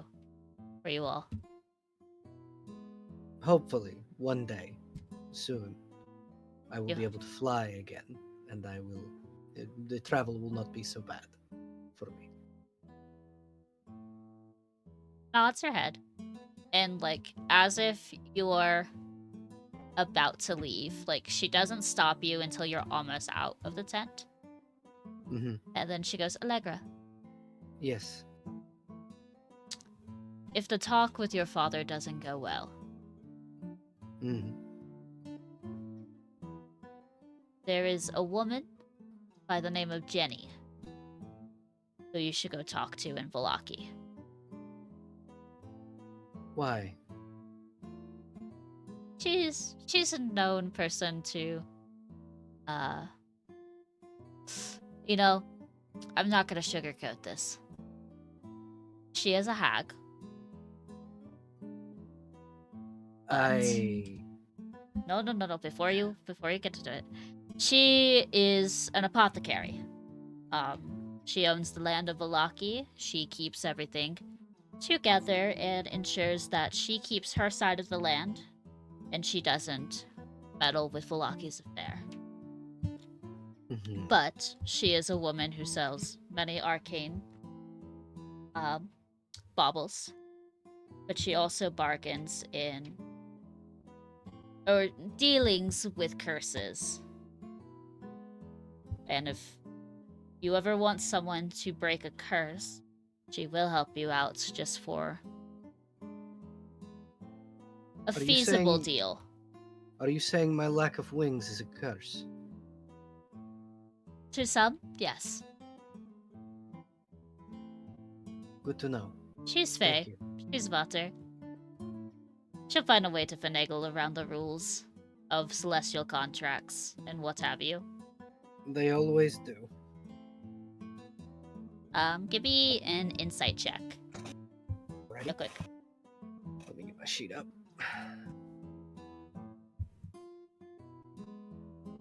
Let me turn off advantage. It's 14. Madame Ava's being as truthful as possible. Like, she's earnestly trying to give you another out if you don't want to talk to your father and be like, hey, Dad, give me those wings back.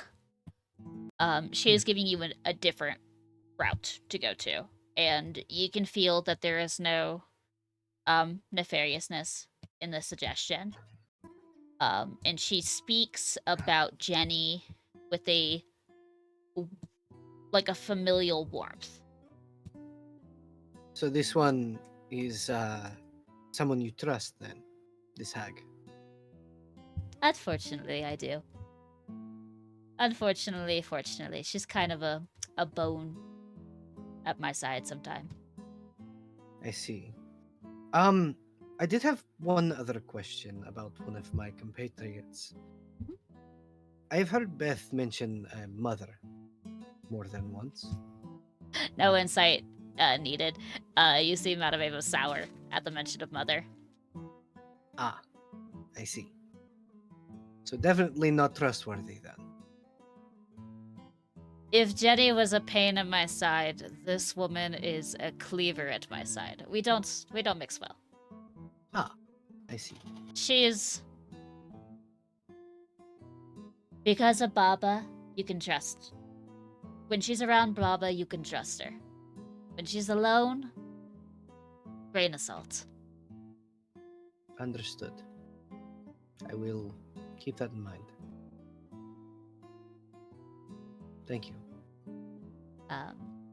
Try, if anything, keep those dolls away from Beth. Why? Magical interference. Ah, understood. Understood. I will do what I can. Thank you. She smiles, and then waves you a fare thee well.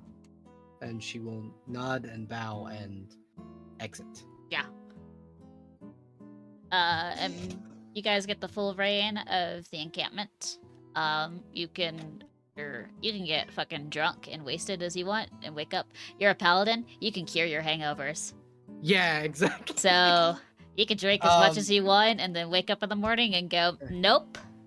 I think Allegra is essentially, and in this, same trope that I do with Tara. Allegra is going to go work out all of her trauma by working out. Yeah. That's kind of her again self-care activity. Is Yeah. she is just doing push-ups in the snow. Yep, you get that, and then you get a Vistani who will like offer you to join them in dance to also work out Yeah, that absolutely. feeling, but in more of like a poetic way. Yeah, and it's also excellent cardio. Yeah. Yeah, That's- so the Vistana do help, and they offer you food and drinks to help you, because they could clearly tell from the energy of everyone leaving the tent that things that were said were not great. Yeah, they weren't pleasant. They weren't pleasant, so the Vistani is trying to pick you guys up before you have to leave eventually. Yeah, exactly. We will end that with a somber night filled with festivity, joy, and comfort against everyone's wills. And we will play sometime in the near future, hopefully in 2 weeks. And maybe Hopefully, yeah. you guys will get to Vallaki. Or you can just be Yeah. like, hey, fuck Vallaki, I'm gonna go to a different place. Straight to Krezk to go knock the teeth out. Well, of you're gonna walk past Vallaki in order to get to Krezk. So, just saying.